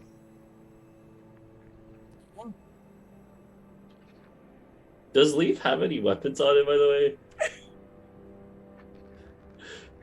No. Okay. Snow will hand him. Wait, I don't even know what class you. Like, what can you? Snow would literally ask, what can you use to fight if need be? Like, why do I need to fight, man? You don't. Oh my god! We're going to talk to a dragon. You're Okay. planning on fighting this thing? No. Do you want the sword or No. one of these axes? No. This big maul that I bought and bashed in that door with? I'm not even sure I can lift that, dude. Oh no! Here, Cinder, this is Cinder why just Walder holds her already hands walked. up. Cinder holds her hands up. Hold on. So she's got, her bow, and her bow separates into her swords, but she's also got a quarterstaff. She just walks up. She hits a button on this little tiny rod, and it becomes a quarterstaff, and she just hands it to him. You take this, and then you smack the shit out of whatever you're trying to hit with it. All right. I'm not giving you my swords or my bow because There's- they're the same thing and I need those and they're better than that. But you seem like you're fairly useless in combat with a weapon, so just use the quarterstaff. It's really simple. You just pick it up and wail on whatever you're trying to hit. In this case of a dragon, probably go for the head, I guess. But No, go for his toes. We will Why would you go for the head? diplomacy first before even thinking Like- of fighting. oh, we gotta cover our bases here. Like, I'm not the smartest man alive or nothing, dude, but like, we're going to see a dragon. You're telling me to swing a stick at a dragon. No, I'm telling you not to swing a stick at a dragon, but if you have to swing a stick at anything, Go for their toes. go for the toes. Because then they're going to go flat right on their face. And it works every time. You wouldn't believe how many people don't look down. But anyway. Let's hope we don't need to beat up anyone's toes. Yeah, we're not beating up the dragon. If anything, we're going to get beat up. and You my- can for you that can matter. visibly see him shaking. He's holding the staff, and it's just It's making like a cartoon teeth chattering Yeah, noise. it really like a whole like. Cinder just takes her bow, snaps it in half, puts the swords on her belt, and starts walking. Yeah, we watch them go in, I guess. This should go Alright. well. You approach the mouth of the mountain, and before you even get up to it, as you're walking through this up this hill of petrified trees and a little bit of fallen snow and snow melt, two green narrow eyes gleam out from the cavernous mouth of the mountain. And Larfriend the dragon takes a long step forward on his long, spidery limbs. Larfriend is not a chubby, happy, curvy dragon. Larfriend is spindly and spiny. Its face has a needle-like beak. The scales are copperish in hue, kind of to an almost moldy green at the end of them. The eyes acidic, but at the end of every limb, kind of at the elbow, is just a sharp barb around probably 14 inches in length. And the wings almost seem skeletal with how little kind of mass is to them, and they're just kind of crooked out of his back. The claws make a definite sound as they click on the stone, and it prowls closer. Wait, did you guys take the soup?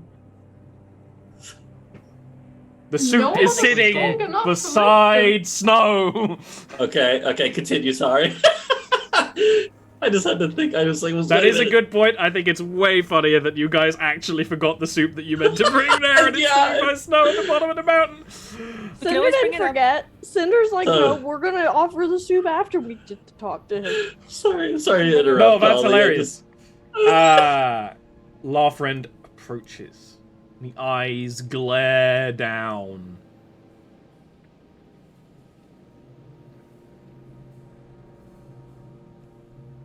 And in Draconic, it growls out. Why for do you enter the territory of Larfriend? We brought you some soup. She says back in Draconic. You seek to feed me? I mean, we came to talk, but we thought it would be rude to show up without anything. Its maw is mostly still kind of open, like almost like a panting dog. Larfriend needs no parley with your kinds. Is he confused on what Cinder is? It seems that it's not very good at talking, even Draconic. It doesn't seem confused, it just seems like it's slow with words. There is, while it's speaking, a drop of green kind of saliva and it sizzles on the stone when it lands. Spicy water. Yeah, he's got spicy drool. You worked it out. Sorry. Does this seem natural for a copper dragon to be like this? You can give me a medicine or nature or survival check, whatever you think would work. Nature. Oh, you never encountered a dragon before in your life. Yeah. Also, your name is still linked as Peep. Oh. So Cinder's going to take a swing, and it's probably going to be a miss of a name drop here. She's going to, in Draconic still, she's going to, Adelhard is going to see her switch from her, like, happy-go-lucky, I'm a dumbass mode to, like, sudden switch to work mode. And she, like, flourishes and dips a bow with her arm back, like, speaking in Draconic. I am the herald of the great star dragon, and I have come to speak to you. You are a rival. And it takes another clicking step forward. Its head lowers, like in a more, almost like feline hunting position. We have come to ask for your advice or assistance. Cooperation, perhaps. Its head like does slightly turn towards He says Adelhard in when he speaks. Draconic. Exactly, when he speaks in Draconic, it's a slight Yeah. like. I help no one, no thing. I thrive alone.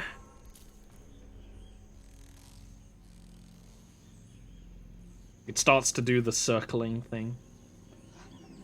Very slowly.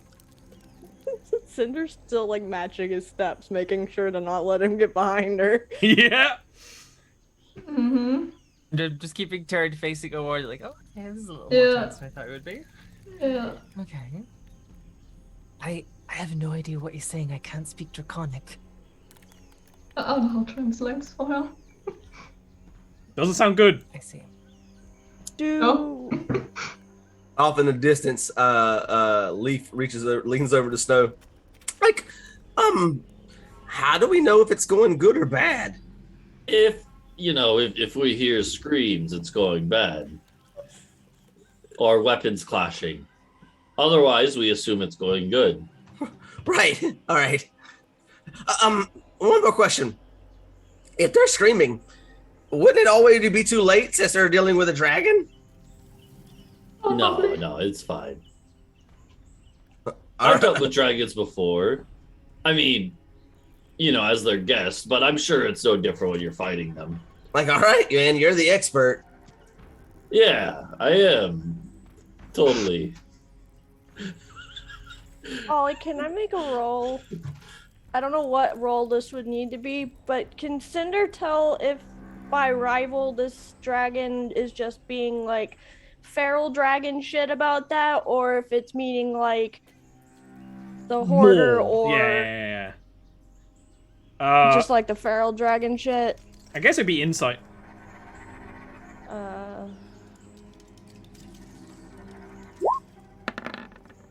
Finally, a good roll. This dragon is borderline feral. Got And it. would see anything as a rival or a threat or a meal. The fact that Okay. it's able to talk a little bit is just the strength of dragonkind, but sometimes still glimmers through when a dragon's turned feral, which is either a genetic, it's theoretically it's a genetic disease that turns dragons feral. This dragon can only be reasoned with if you somehow, it's very, very hard to reason with. Is this like we need to show dominance to this dragon kind of thing? If you show dominance and you win, yeah. If you show dominance and it eats you, not so much. That could work. What languages does Adelhard speak again? Well, I got Elvish, I got Common, I got Vast, I got Celestial, I got Draconic, and I got Giant. She's going to switch to You both speak she doesn't- Celestial. doesn't- Yeah, she's gonna switch to that. Pretty much, she's still doing like the fucking Jurassic Park Velociraptors like shit with this dragon right now. And she just doesn't look away from the dragon because she knows the second she does, she's food. He's feral, pretty much. So we either kick his ass and then he listens, or he kicks our ass and we're dinner. So What if we leave and try to find another solution that does not require taking this one's home? that's my thought, but right now he's going to try to eat us. Yes, it does seem like that. He's not very Talk. he's not like my boss or the other dragons I have encountered. He is a little bit spicy. So I'm assuming I can tell that he's in like potentially eat us mode by body language because I don't speak Yeah, Celestial either, yeah, so I have no yeah. idea. Like, it's like, I don't speak whatever the hell either of you are saying, but The dragon is potentially going to eat us. maybe tell Sorry. him that's not a good idea, seeing as I might give him the worst disease of his existence if he does. if we threaten him, I think it will make it worse. It's not a threat. because It's a warning. I mean, I can unbuckle and show him if he doesn't believe you. May he make the situation He might just kill more us rather than eat difficult. us. Perhaps Cinder's we like, ask to leave. I guess, yeah, Cinder will do that. She will Ask to leave, promise him we shall leave him alone. yeah, Cinder's going to say, okay, in Draconic, we will leave. You will not eat us. But do you know where in these mountains that we can go and stay that will not be yours, that we don't take? You can give me a persuasion roll. She's trying to get him to tell her part of the mountains that aren't his that we can potentially like. Yeah, you're trying to ask a dragon what territory it doesn't own. I don't know if you're going to get a good answer from that. But you do get a persuasion roll. Is there any chance that at some point Snow would realize that he forgot to give them the soup to take? It's when you like lean and you lean on the barrel, you're like, Yeah. oh! So I wonder if at a certain point, I don't know how long it would take to realize, but I wonder if Snow would just be like, "Oh, I should bring the soup into them." Oh, You can if you want. Persuasion one of from my Cinder. favorite enemies is Draconic or dragons. Sorry, I don't know if that has anything. helps with It'll that say at in all. favorite enemy, or you can click it. Uh, I don't know if it gives you changes on persuasion. Because that's where I got Draconic from. Yeah. No, it doesn't say. Okay. So Cinder's going to make the persuasion roll, but also while she's doing this, because she knows that this is gonna either go very poorly or very well, she's making sure that amulet's active so that the boss knows if she dies or not. Turn on the GPS tracker. Pretty much. Oh, it was nearly a good roll, and then it ended up being a bad one. Oh, I don't have my 3D dice on. Oh well, on the stream. Grabs a hold of Adelhard and of the other one. This mountain is mine. Your Then we shall Escape. leave it to you. would be at my mercy. And the wings, like, click out. I am not a merciful dragon. And that's when he's gonna try and bite one of you. Can I do the thing? Can I try to do the thing? why don't we throw on the battle map, roll initiative, and you can try and do a thing if your initiative's good. Oh no. What about that? What about that, Bang? This should be interesting. Oh, it's just a dragon. I was like trying to to do this without starting a fight, by the way. I like to think that as this is like happening, Snow's like, "Oh shit, we forgot the soup," and then he's like picking up the barrel and he's gonna have to drop it in a second, probably. But I like the idea that look, if Jensen Symbol gets killed here, I'm totally pulling a dog soldier. Just before I get put in his mouth, like, I hope I give you the shits before I get eaten. It would be funny though if we did that. If Quill, you did the thing. I don't know if you ever saw the movie Darkness Rising, where the cleric dies over and over again. He's just got like 40 sheets of the same character at level 1 and just keeps pulling them out.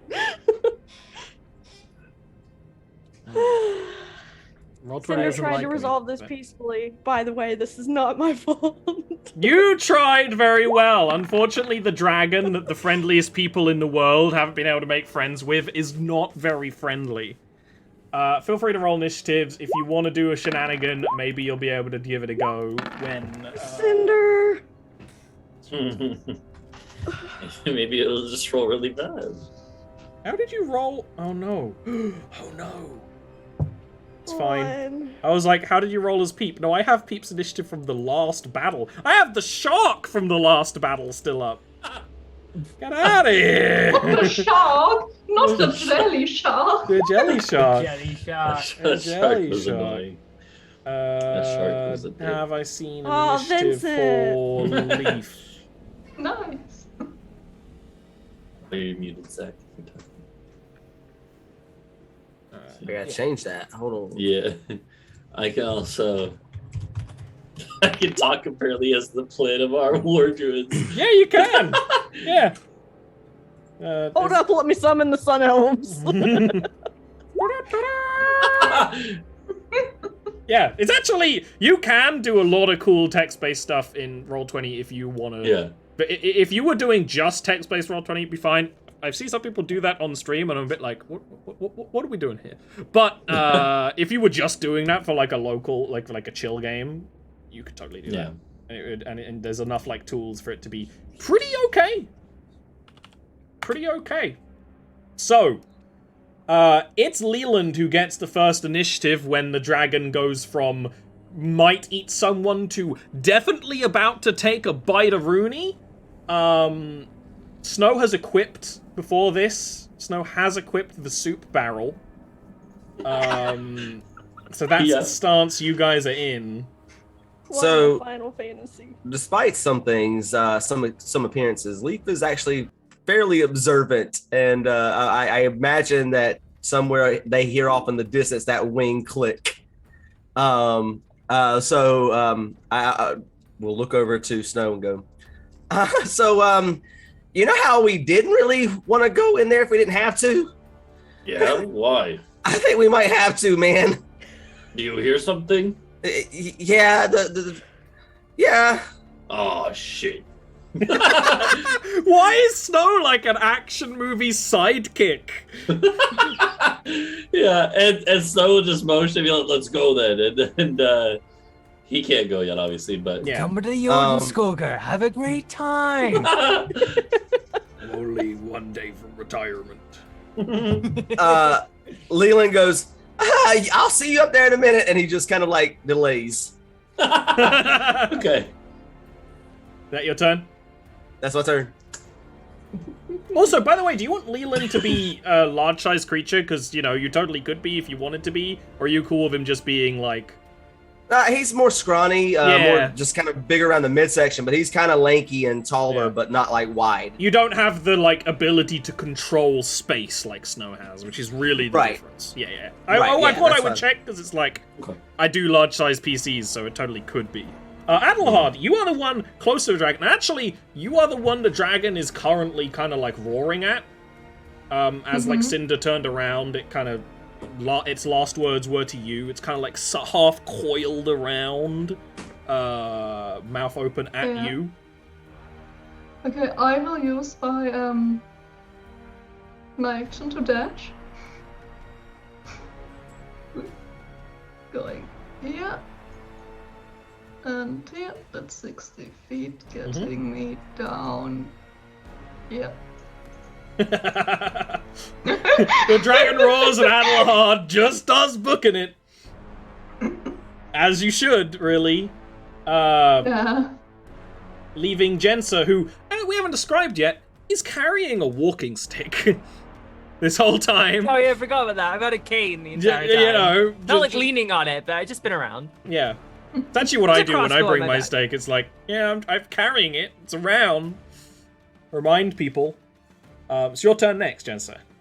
Alright, so, thinking, as Adelhard was running, I was about to, like, turn and go, like, you should good idea. Okay. Vince is gonna walk back. Let's double check. I think my you are slower, slightly slower. So yeah, but that works out because as I'm backing away from this thing, 1, 2, 3, 4, 5. I think that works out perfectly. I'm gonna use a 4th level spell slot to cast Blight. Yes. So that is a 35. Oh, that's from where I am. Actually, I'm gonna undo one step, so I'm just within range. Yeah.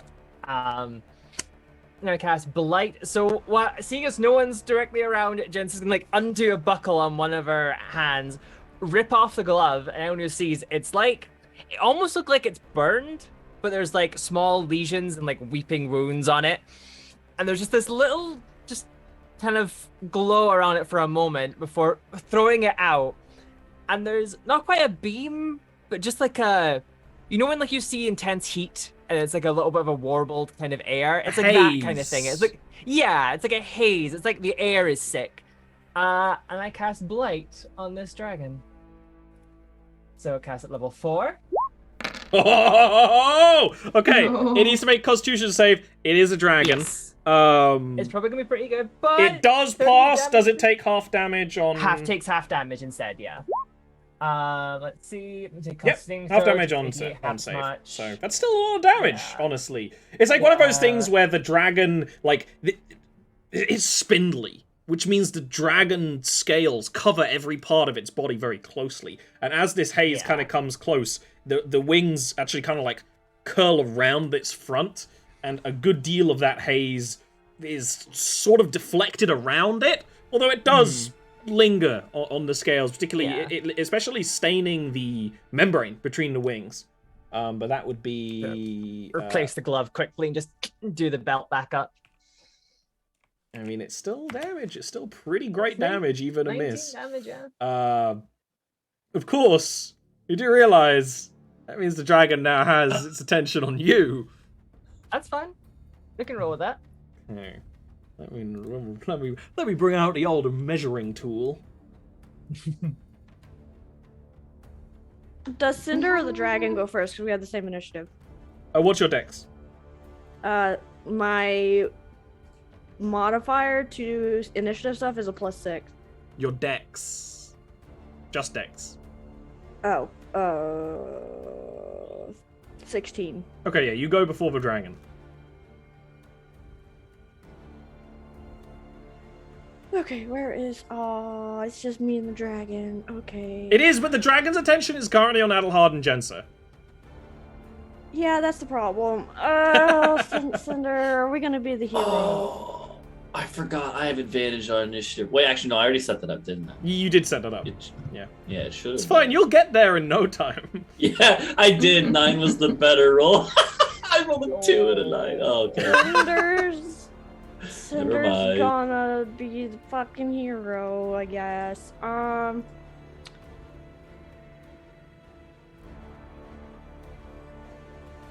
Yep.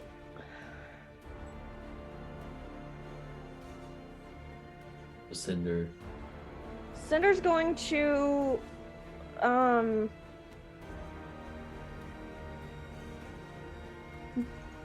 how tall is the dragon? Good question. I would say this dragon would probably be 16 feet tip to tail. And then, so it'd probably be 9 or 10 feet tall. Okay, so I don't have to waste a Misty Step to do what I'm about to fucking pull. Okay, fantastic. I know what you're doing. Clever. Yeah, you do. Hold on, I need to see how tall my hop is. Oh, it's just good. Okay. This doesn't use my movement. She's gonna jump up on top of its head, neck area. Yeah.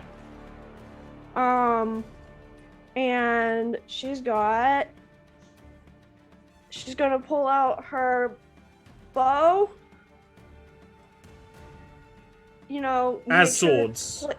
Yeah, she's gonna pull it out, click it together, and then get the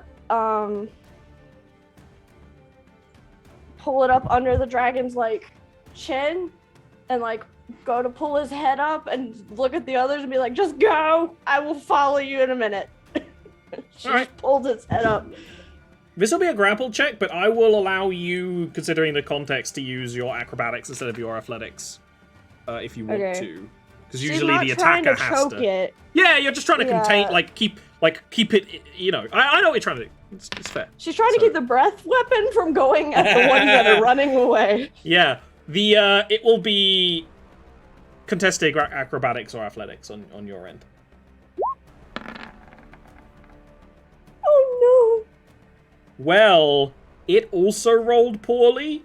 So you like maybe aren't so confident when you're like on top of the thing's neck and you're trying to pull its strength back, but probably just the surprise of this sort of thing happening, maybe, or maybe the fact that it is so lanky, it's immediately made unsteady and its kind of neck rears back, almost painfully so. You can hear the kind of click-clacking of its scales kind of moving together, and it does kind of rear back on its back legs as you are holding it with your bow in its mouth.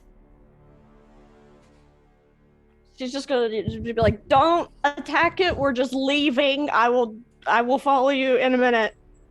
She's just holding the ends of her bow. This is when the dragon's gonna take off with Cinder on it. God damn it! I'm gonna need you to give me a dexterity saving throw. What do I need to do? Dexterity save throw. Oh, haha! I have a thing for that if I fail it, by the way. There you go. Okay. Yeah. Whoa! That's a pass. Which means you stay on the dragon as it takes off. That's fine. But also holding on. Later. Take I'm no just damage. imagining. Yeah. I'm just imagining like the hair getting flown by, like ah! And it seems the dragon is not too amused by this either, because this is definitely not a dragon that flies often. It's like, it's a sweep and then awkward gangly, like the wings aren't quite flapping at the same time. As it's pushing itself up into the air, it's going to fly 40 feet up. And then it's going to crash into the mountain with Cinder on it to try and get you off. Because, you know, you're on its head. It wants you off. So it's going to fly this way. It's going to be another either Dex or Strength save. I'm doing Dex. Fuck that shit.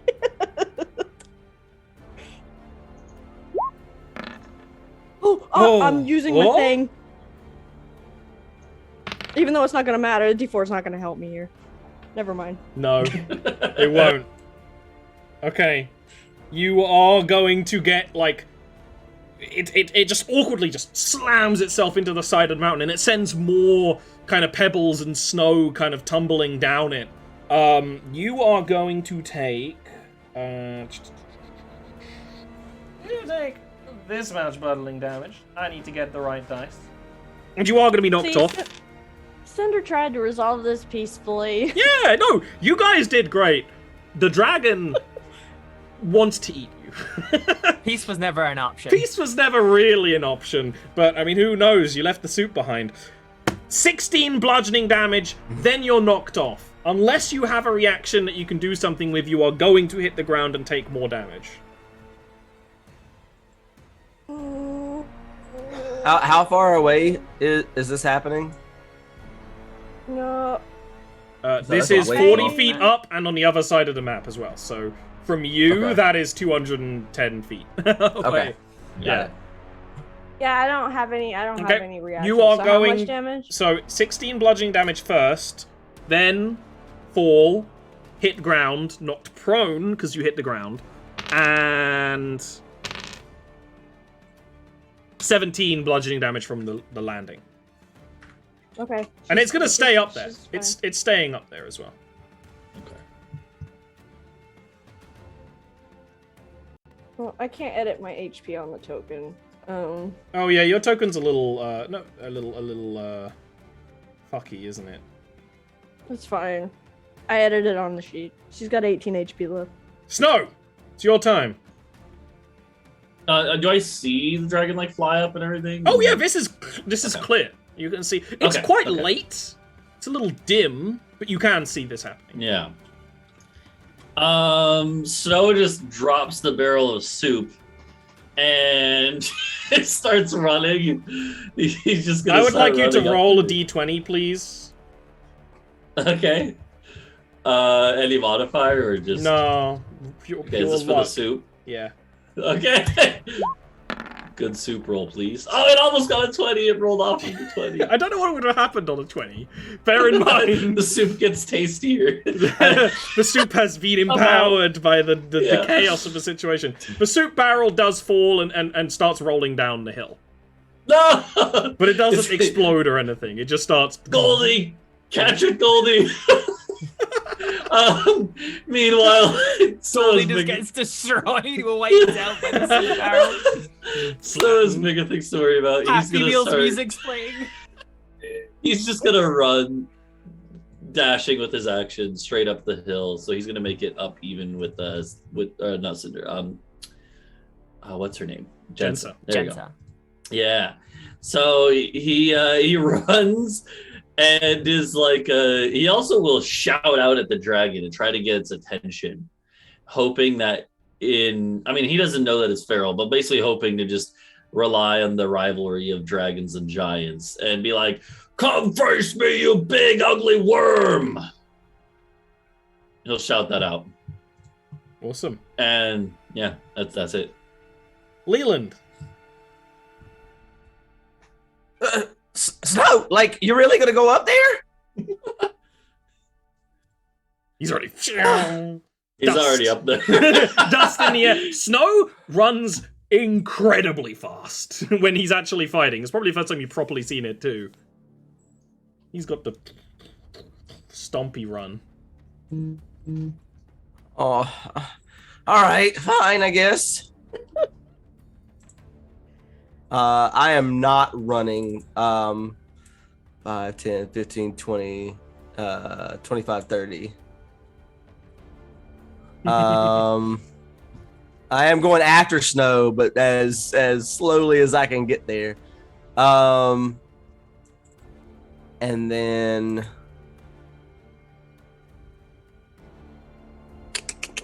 yeah, I'll go ahead and double move, but like 5, 10, 15, 20, 25, 30. All right, so I move there. That's my turn. Adelhard.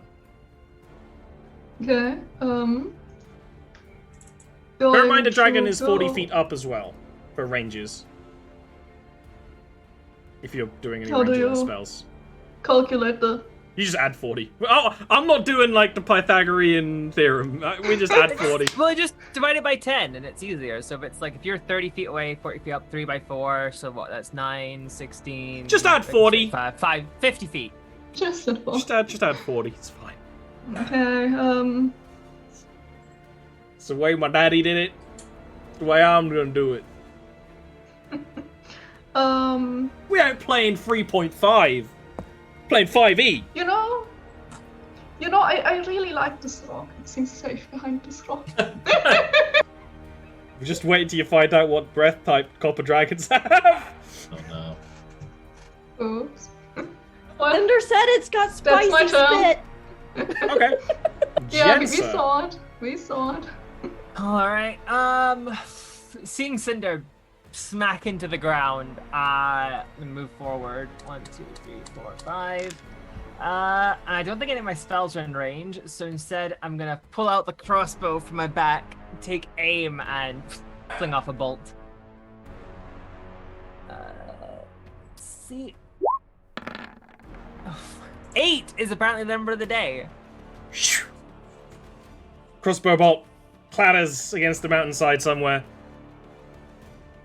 Cinder, you okay? Sticks her hand The up. thumbs up on the snow. There's just glitter rolling down her arms. She's There's glitter in the air where she fell. It's your turn, Cinder. Unless Jensa has any other shenanigans. No, that's everything. Cinder still doesn't want to fight him. Ollie, because he, smashed me. I'm pinned, right? You are prone. He is Am above I you. pinned? You're on the ground. You are just prone. He didn't come down with you. So you are prone, but not pinned.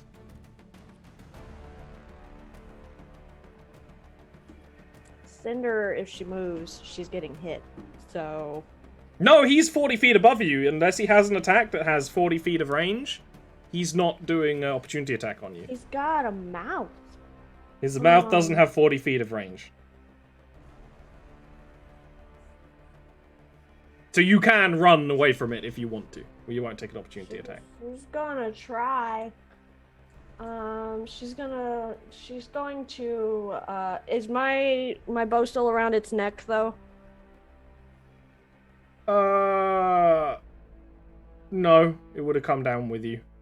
Okay, so she's got it. She's gonna snap it, put it into her. I guess I'm gonna use my action to snap it back into its sword forms and shove it on her belt. And she's just gonna run 30 feet. Well, you got to stand up, which is half your movement, so you can run 15 Oh well, then feet. 15 feet. Yeah. I can't do anything with there. Okay. That's it. That's all I'm doing. Actually, she's not going that way. Going Why that way. is this not working? It's a little slow. There. She's going the other direction so as not to run directly towards the party. She still doesn't want to draw it that direction. She's gonna try and get on the other side of this rock eventually. The dragon is going to land.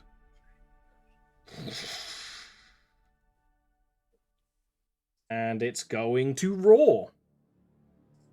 And I'm going to need everyone, other than maybe Battlehawk. No, everyone to give me a wisdom saving throw against his frightful presence. Which is honestly kind of fine if you fail, if you want to run. But he's doing it anyway, because he's a dragon. Wisdom saving throw? Wisdom saving throw. I think I have advantage on that. Jensa don't roll high, huh? No, Jens is really cursed in all aspects, apparently. Oh, I should not have advantage. Sorry. Should I You reroll? reroll, I yep. do not have advantage. Cinder Okay. I passed. still rolled alright. Understandable people. Understandable fear from understandable people. But Snow, Cinder, and Adelhard are able to keep more. The more seasoned adventurers That is true. are a yeah. little more able to handle a dragon roaring and revealing it itself. But to the two people who are not really adventurers, a dragon roaring is the most terrifying thing they've ever seen in their lives. And it is then gonna rush forward. But that's as far as it goes. Snow. How did it go down at all, or is it still up? It's on the ground. It's on the ground. Oh, let's go.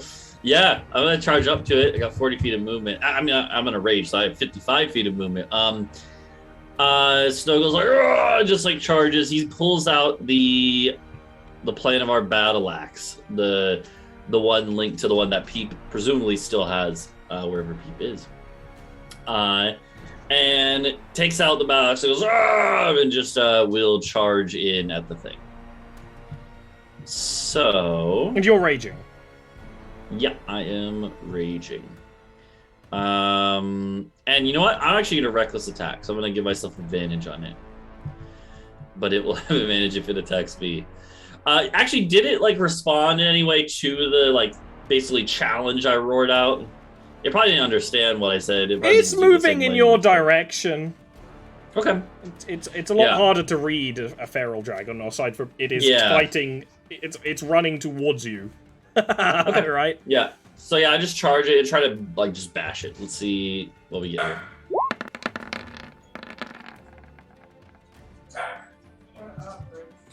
Okay, that is a hit. It's a big hit. Okay. Yeah, and so it is magical damage if that matters. I don't think they have. I mean, it helps. Okay. Yeah. Second attack. Mm-hmm. Here we go. Same thing again. Yeah, you can rush in with all the extra momentum and with a magical battle axe. When you hack at a spindly dragon like this, you go through the scales, you know, right into the meat, probably into the bone. The dragon lets out a wicked cry of pain and kind of tries to pull away, but the axe digs in just enough for you to get another hit and then pull back, leaving a trail of blood on the snow. And on snow. And Snow looks at it and goes like, "Oh!" He basically trying to get it to focus on him. Leland. Leland did not make that save. So Leland goes running after Snow. Dragon roars, like, "No, man, I'm going the other way, dude. Bye." And I bolt the other way 60 feet. Yeah! The most sensible party. of us. Oh no, not fun. Alright, Adelhard. Okay, so I have a question. I don't know how you handle this. Can I cast a spell that costs a spell slot and after that a cantrip? Yeah, you can cast if you have the the spell action is economy. If you have the action economy, Yeah. you can cast whatever spells you can.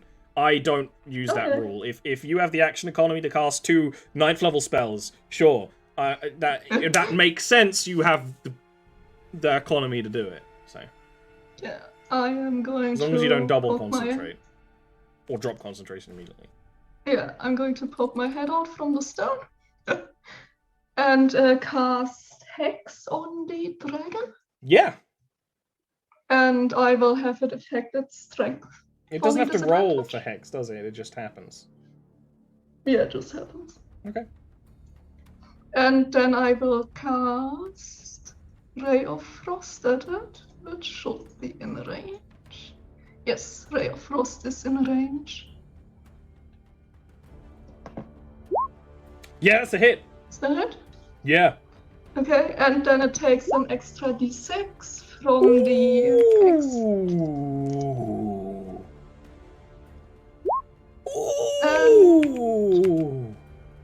I will go back behind the stone. Yeah. It's like the laser beam of ice just like hits it and blows a whole like hole in one of the wing membranes or something. Just shatters it. It's a massive hit.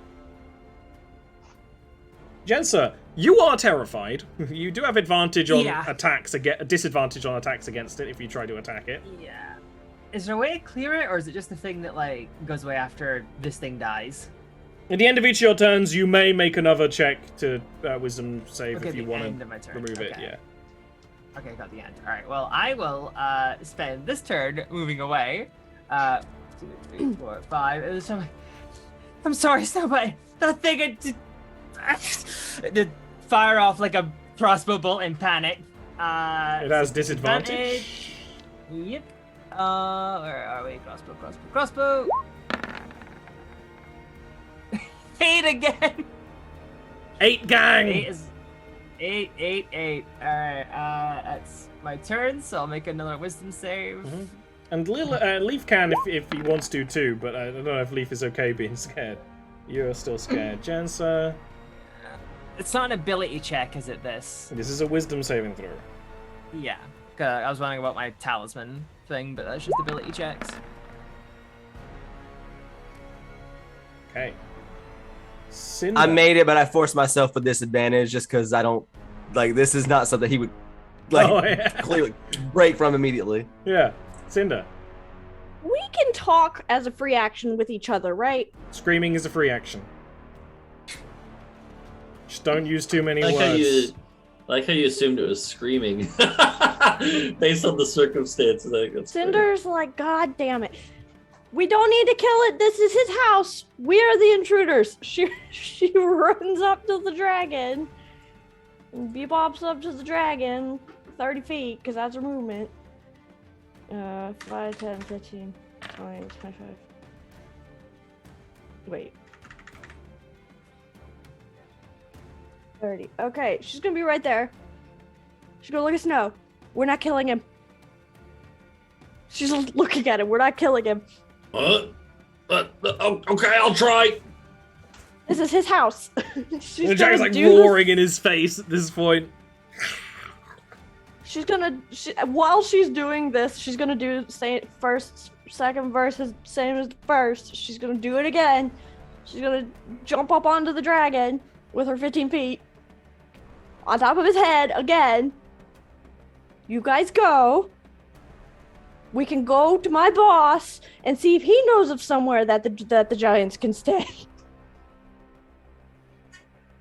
Maybe. If I don't die. She's gonna pull up on the dragon's head again. You need to make a roll. Check. Yeah. Cinder's gonna fucking eat shit.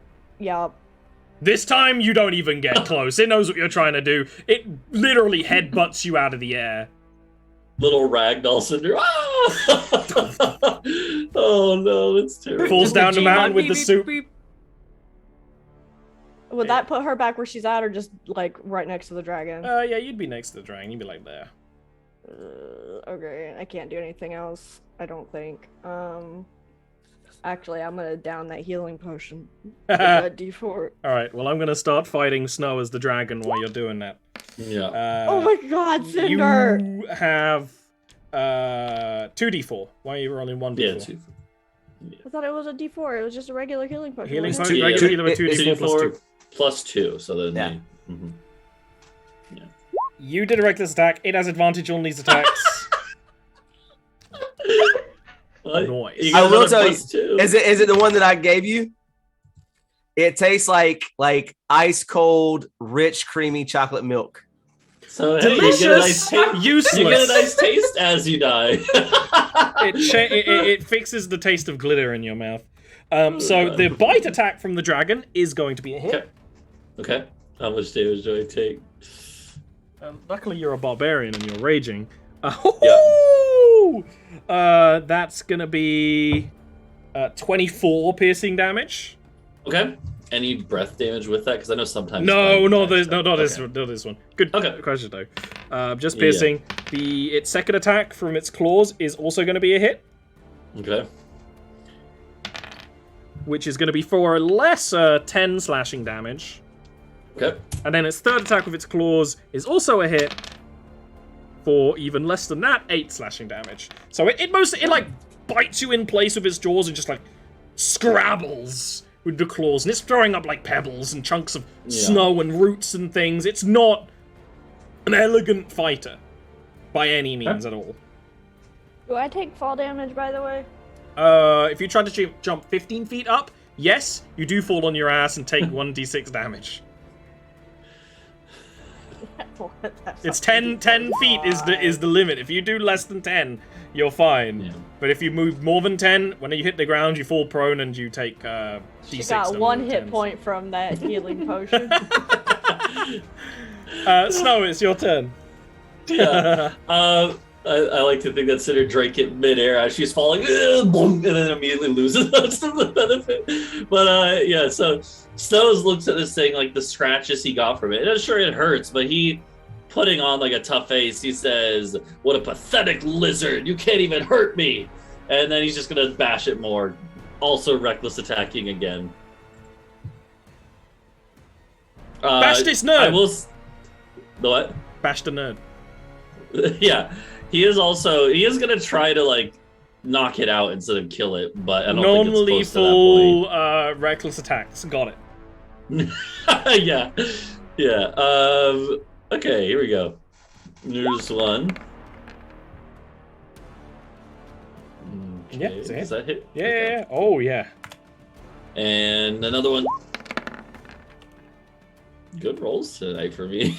Yeah, really, really good. The dragon is now appearing like heavily bloodied. The axe is cleaving through its scales, leaving these large gashes that are bleeding as it scrabbles around to fight you.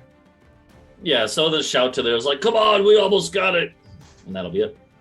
Leland? Oh, did Leland make his roll last time? By the way, sorry. No, Leland is still scared. Yeah, I see the roll of the 3. Oh, you're muted. You're muted. I'm trying to see if I can get That's not really towards it. Let's do that. 5, 10, 15, 20, 25, 30. And then Leland is going to I'm gonna use my bonus action and do where's my character sheet? I haven't used this before.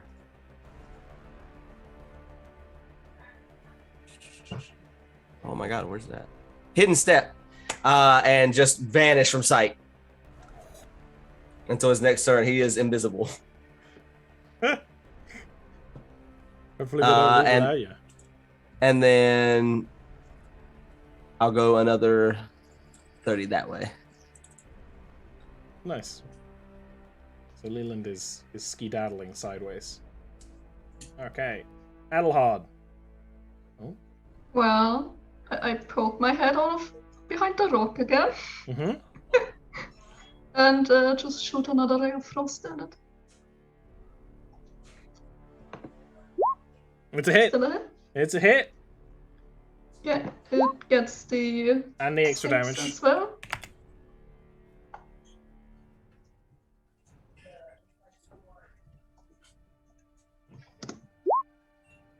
Not as great, but still good. Still damage.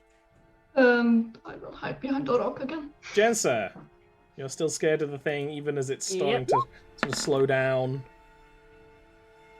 Jens is gonna move 20 and then 5 this way towards the rock, and then still in a panic, trying to fling off a crossbow bolt in its direction.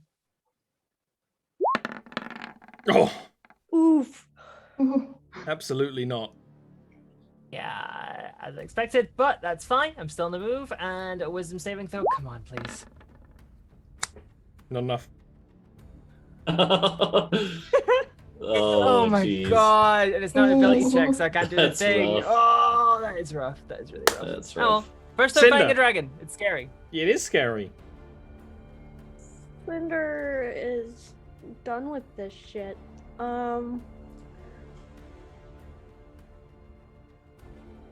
Snow's right up on it, isn't he? Snow is fighting it and being fought by it. Hey, Snow, what's your footwork like? My what? How do you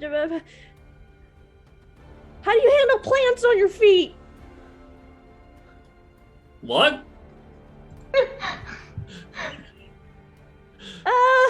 Fuck. She's gonna do. Bear in mind, this is the guy who, you know, threw a fireball at himself or something. Or at least planned to many a time. So I think he's fine with a little friendly fire. Well, yeah, no. In the last battle last season, he incinerated himself as well as everyone else in that room.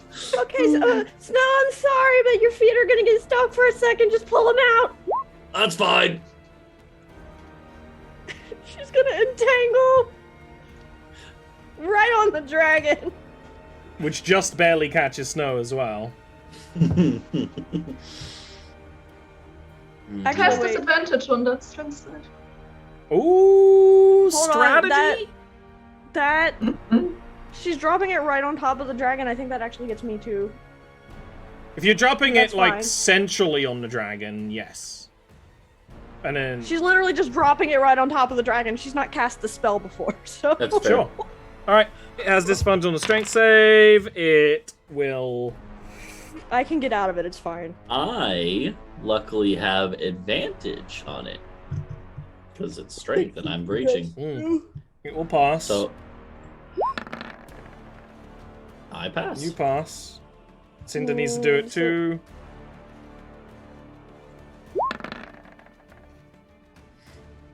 Everyone passes. Yippee! Well, that was useless. It's still difficult terrain. It's still difficult terrain. She just like hops and kicks Snow into its face like fucking dragon. The dragon is going to try and take off. I need both of you to give me dexterity saving throws. Jeez. As vines, you know, out of the ground around it. Hold on. Oh wait, that wasn't meant to be at advantage. Hold on. Reroll it. I always ask for this if this would count. This is not a trap or a spell, but it is kind of ambiguous because it just says against effects. As something you can see coming, yeah, this counts. Okay. I figured. Just want to make sure. That's how I roll it.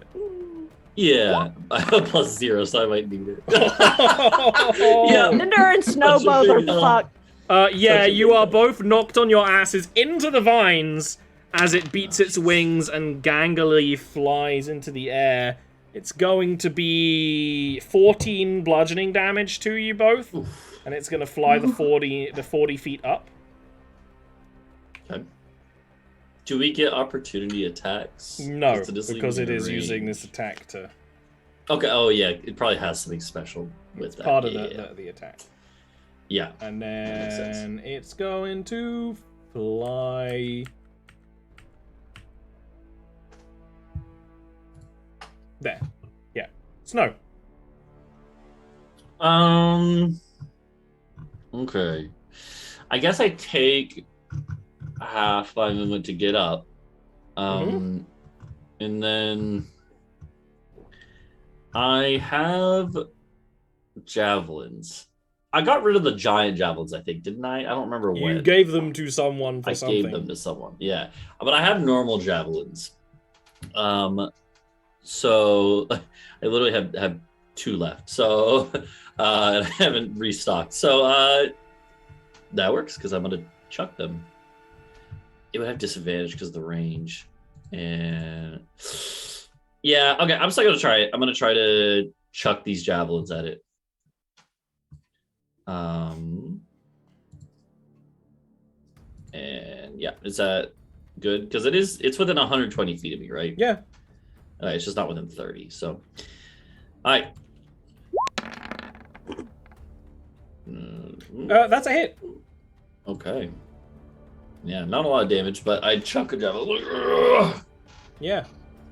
And then I guess the multi-attack lets me do multiple range too, right? I don't remember If you can. Not all weapons can, but yeah, I should if you have things to javelins aren't throw, loading, you can so throw. I have one more javelin. Actually, no, sorry. I don't have another javelin. I have a hand axe. Is he within 60 feet of me? No. No. Okay, never mind. Wait, what if I used half my movement. And then my movement is 55. He is so 70 feet away from you. But if I get under him? You get under him, you're under 40 feet away from him. Okay, so then I use 30 feet to stand up. This is difficult terrain. Yeah, so I'll go. I mean, I guess I'm just gonna have to go through it though. So like 10, 20. That's all I can go. Is that enough now? Oh god, because that's Yes. 20 up 40. That It is 60. Okay, and then I throw the hand axe. Also disadvantage, but just throwing everything I have at this thing. Somehow It's a big I'm still hit. hitting. It's a big hit. It's not yet dead, but it's very, very bloodied. Okay. And I'm like, "Argh!" That's it for me. Leland. Leland is, again, comes out of invisibility, 5, 10, 15, 20, 25, 30. goes invisible again with the same thing. And then continues to move 5, 10, 15, 20, 25, 30.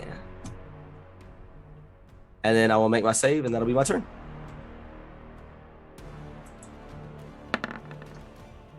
Ooh, you are no longer scared of the dragon watching as snow makes it bleed. You no longer hold fear for the massive drake before you. Edelhard. Trying to figure out what to do. Because everything I have is out of range. You could get out from behind the rock. Yeah, yes. It is a possibility. It is a possibility.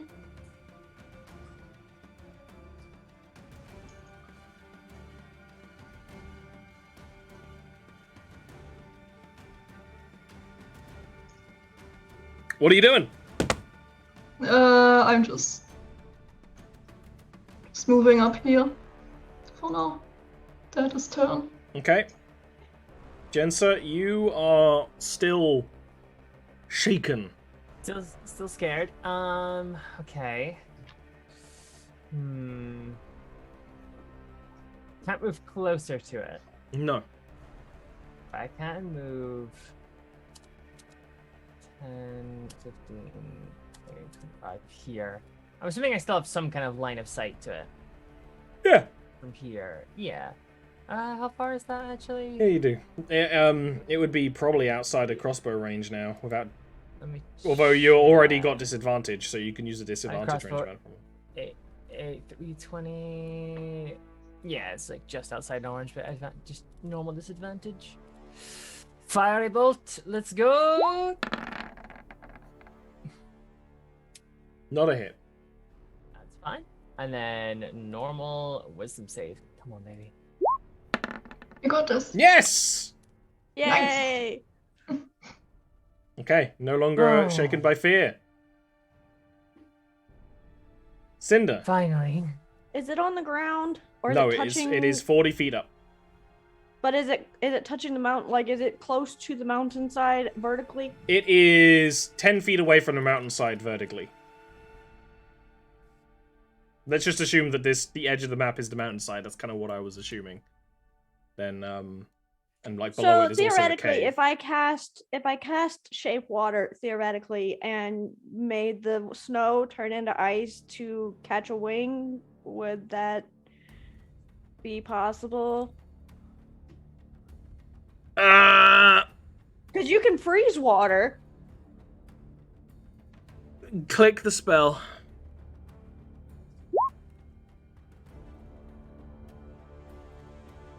It has to be explicitly water. You cannot do it to ice. Damn, I thought You can turn melt water it. into ice, you cannot turn ice back into water. Okay, that. He's going to. Damn it. Good try. But also, There was you a wouldn't be in thought. range anyway. No, but I am with this one. Yep. That is going She's to gonna be throw it a right next to miss. It still needs to make a dex save. Oh wait, yeah. No, it yeah, needs to make a or on dex- miss, or on miss. I actually didn't know that was the way it was. Yeah, dex save or Oh, take that's damage. why I did it. Yeah, it fails Yeah, and is going to like take the explodes. 2d6 cold damage. Yeah, I thought it only did it if it hit. She's just like, But go no, sit down, no, take a nap, leave me alone. 2d6 cold damage. Oh shit. Yeah, you hit the spell, you got to roll the damage. Already relaxing in your Malibu estate. This chair's like ripped all to shit. Malibu estate my ass. It doesn't have to be a good Malibu estate. It is with that hit, the bolt of ice that shatters by it. It crashes that other wing and it falls to the ground limply. There's a hole in its right wing from Adelhard, and now the other one is partially shredded from Cinder. And with both wings in her damaged, It is seemingly settling down, almost unconscious. Not completely. I mean, if you walked up to it, it would probably swipe you, but it seems like it's on the ground, wheezing and breathing out heavily, which seems more or less like a... Should we try to talk to it again? Maybe it's willing to listen now. Well, Is it gonna do anything on its turn? No, this is me saying the fight is over. Okay. Okay, because I was gonna go and knock it out. You can go and knock it out if you Cast- want, yeah. Okay, I'm not gonna kill it. I'm just gonna knock it out. Yeah, just bonk. Thump it in the head Mhm. real hard. So we can talk and not. Yeah. Can talk and not worry about the dragon. And that's stuff we can deal with next week, because we've already gone overtime, because you were fighting a dragon. Yeah. Some of us were fighting a dragon. That's true. Look, Yeah. the dragon is very scary the first time. Cinder has 5 hit points left. I'd like to point out that it was like, hey, buddy, do you want to come on this adventure with me? First day one adventure? Yeah, sounds great. We're going to go fight a dragon. Wait, what? Yeah. Run that by me again? I also like how like Cinder was like the tank here, and then Snow was the DPS. Snow didn't miss any attacks. He just was like, Yeah. Cinder and Snow reversed rolls today. You gotta do it every now and then, spice things up. So, that's the end of today's session. We will be back next time, next week, and I will tell you a little bit more about things, but we'll do a real quick go around the table. That made me a little dizzy. Before we end things off, starting with Zach and your new character. What's up? Tell me about what's going on, etc., etc.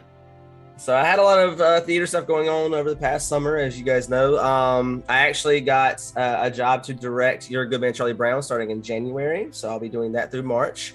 I've just been hired again to play the mayor of Whoville and How the Grinch Stole Christmas for this year, so I'll be doing that. I'll make sure you guys get to see some pictures of it, but yeah, I'm excited. It's gonna be a good season. Alrighty, next is poetry. Yeah. I have mostly just been doing the same old speedrunning Peggle and doing other stuff. Nothing. You guys Nothing have all these changes. cool talents, and then I'm just speedrunning Peggle over here. But you got the world Hey, record! speedrunning Peggle I is have a one. skill. You don't I have have it a now. world record, not the main Yeah. one. But I did for a time, briefly during our hiatus. I was ranked 3rd on the main leaderboards. Yeah. And then now I'm at 5th. I got pushed down, but I was 3rd out of like 300 plus people, so that's pretty sick. You don't get to say, "Oh, I just speedrun" when you've got a world record. That you Yeah. know, you could be in a summoning Yeah. salt video. You just needs to do the tag. Totally, yeah. But that's it for me though. So AJ. I've been doing what I always do. I draw. I'm starting to learn web dev stuff. And I have also now started developing a cyberpunk universe. So that's what's going on with me. Quills. Hey, I'm just making people's Twitter experience worse over at Voice Quills. Things are a little quiet on the YouTube front. I do have one sort of meme I'm working on based on a thing me and my friend ended up doing in Elden Ring. And I'm still working on the new War Bridge piece by piece. Emphasis on the piece by piece. But yeah, to be honest, it's been relatively quiet for me lately. No major voice acting things to announce. Just been chill. All right. And Ori. Hi, I'm Ori. I do art full time as my job. You can commission me at the Lady Ori in many places, like Twitter or Tumblr or other places, not DeviantArt. Fuck that shit. But anyway, so yeah, I do art. I also help Ollie do some of the lore stuff, mainly the Fae side of it, because I Yeah. have a problem. No, I Yeah. don't have a problem. I reluctantly let Ori in to do some Fae development, and it's like, this, boop, bop, boop, bop, boop. It's all different now. But it works. It's good. It's But just funny. Yeah, no, commissions are open. Hit me up. I need to buy groceries. All right. And there's me. You can find me here doing chill streams. I also I'm also doing commissions at the moment on people's various characters. Some of them will be on streams as art streams, but also chill streams. When Pokemon's out, I'll probably be streaming most of that, and the stuff that you don't catch live will be on YouTube. This show will also be on YouTube. This is the main show, but if you like this show, you can support it on Patreon, and there is one more show on Patreon for $5 or more a month. But because Patreon was a little bitch, I made a lot of the new show cheap. So any Patreon can listen to the new show. It takes place over 2,000 years in the past, following the Yavin Empire, the Empire of Humanity, basically. After they settle, their god disappeared. What are they doing? How are they going to become the people they become in the future? Maybe it'll even have some connection to the other games and stories. We'll see. But if you do like the show and want to support it, please, pledge a little bit on Patreon, or, anywhere else, or just tell your friends. Because it helps out more than you know. And that's kind of it. We'll hopefully see you next week, and we'll say thank you to all the Patreon supporters, and that's it. Bye.